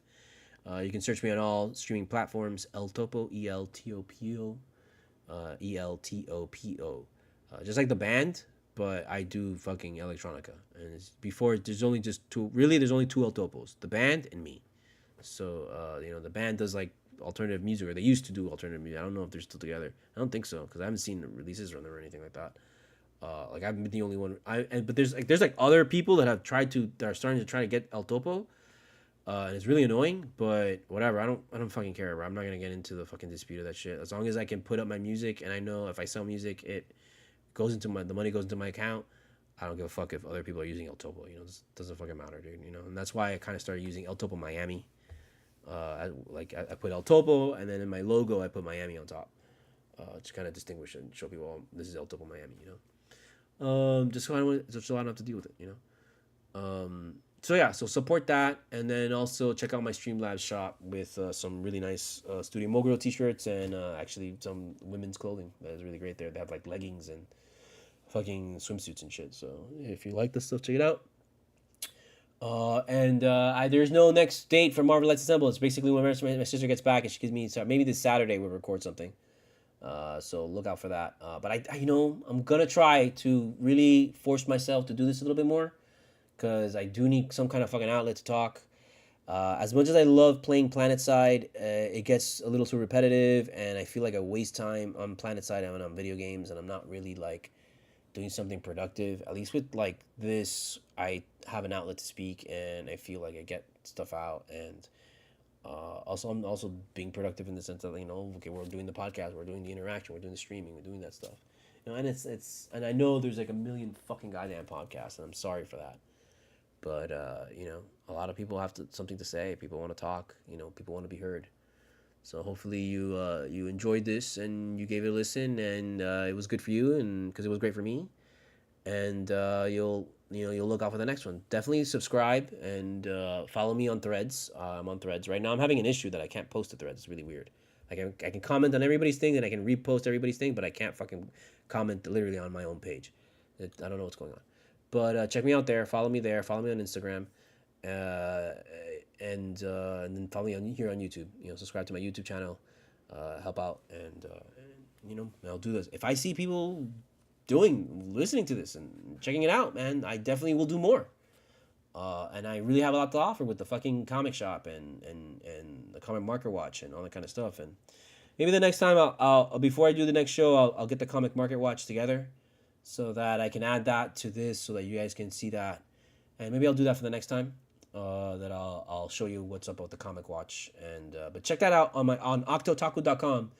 You can check out and find the comic market watch, which is run by HUGH, my original character from Friends in Square Places. He is a huge comic collector, and he's basically our in-house comic guy. And he basically has, he puts up the comic market watch alerts with Ted, his brother Ted, and they basically, give you an alert to when the latest comic you need to go out and buy and collect that's gonna either go up in price, or they'll tell you when to sell this particular comic because it's the price is gonna crash. So they basically play the comic collectors market like very much like the stock market. And they've been doing that for a couple years now. So check that out. They have a couple blogs and a couple posts, so you can see examples of it on autotaco.com. And and yeah, tell me what you think. Tell me if you like it. If you don't like it, if you want more of it, if you want the latest one, if you want it like the book novel version that I have on fucking KDP that I never just published, you want it, I'll put it out there. I think it's like Comic Watch 2019 or something. I usually do it every year, but I stopped after pandemic just because money became an issue and time became an issue and all that shit. But maybe it'd be nice after this Doom thing to get back into it and see what's up with the comic market, right? All right, man. So men and women, thank you for listening. I appreciate it. Men, women, and everyone, and whatever, how we do it. So yeah, check me out for the next one. Don't freak out. Just freak out.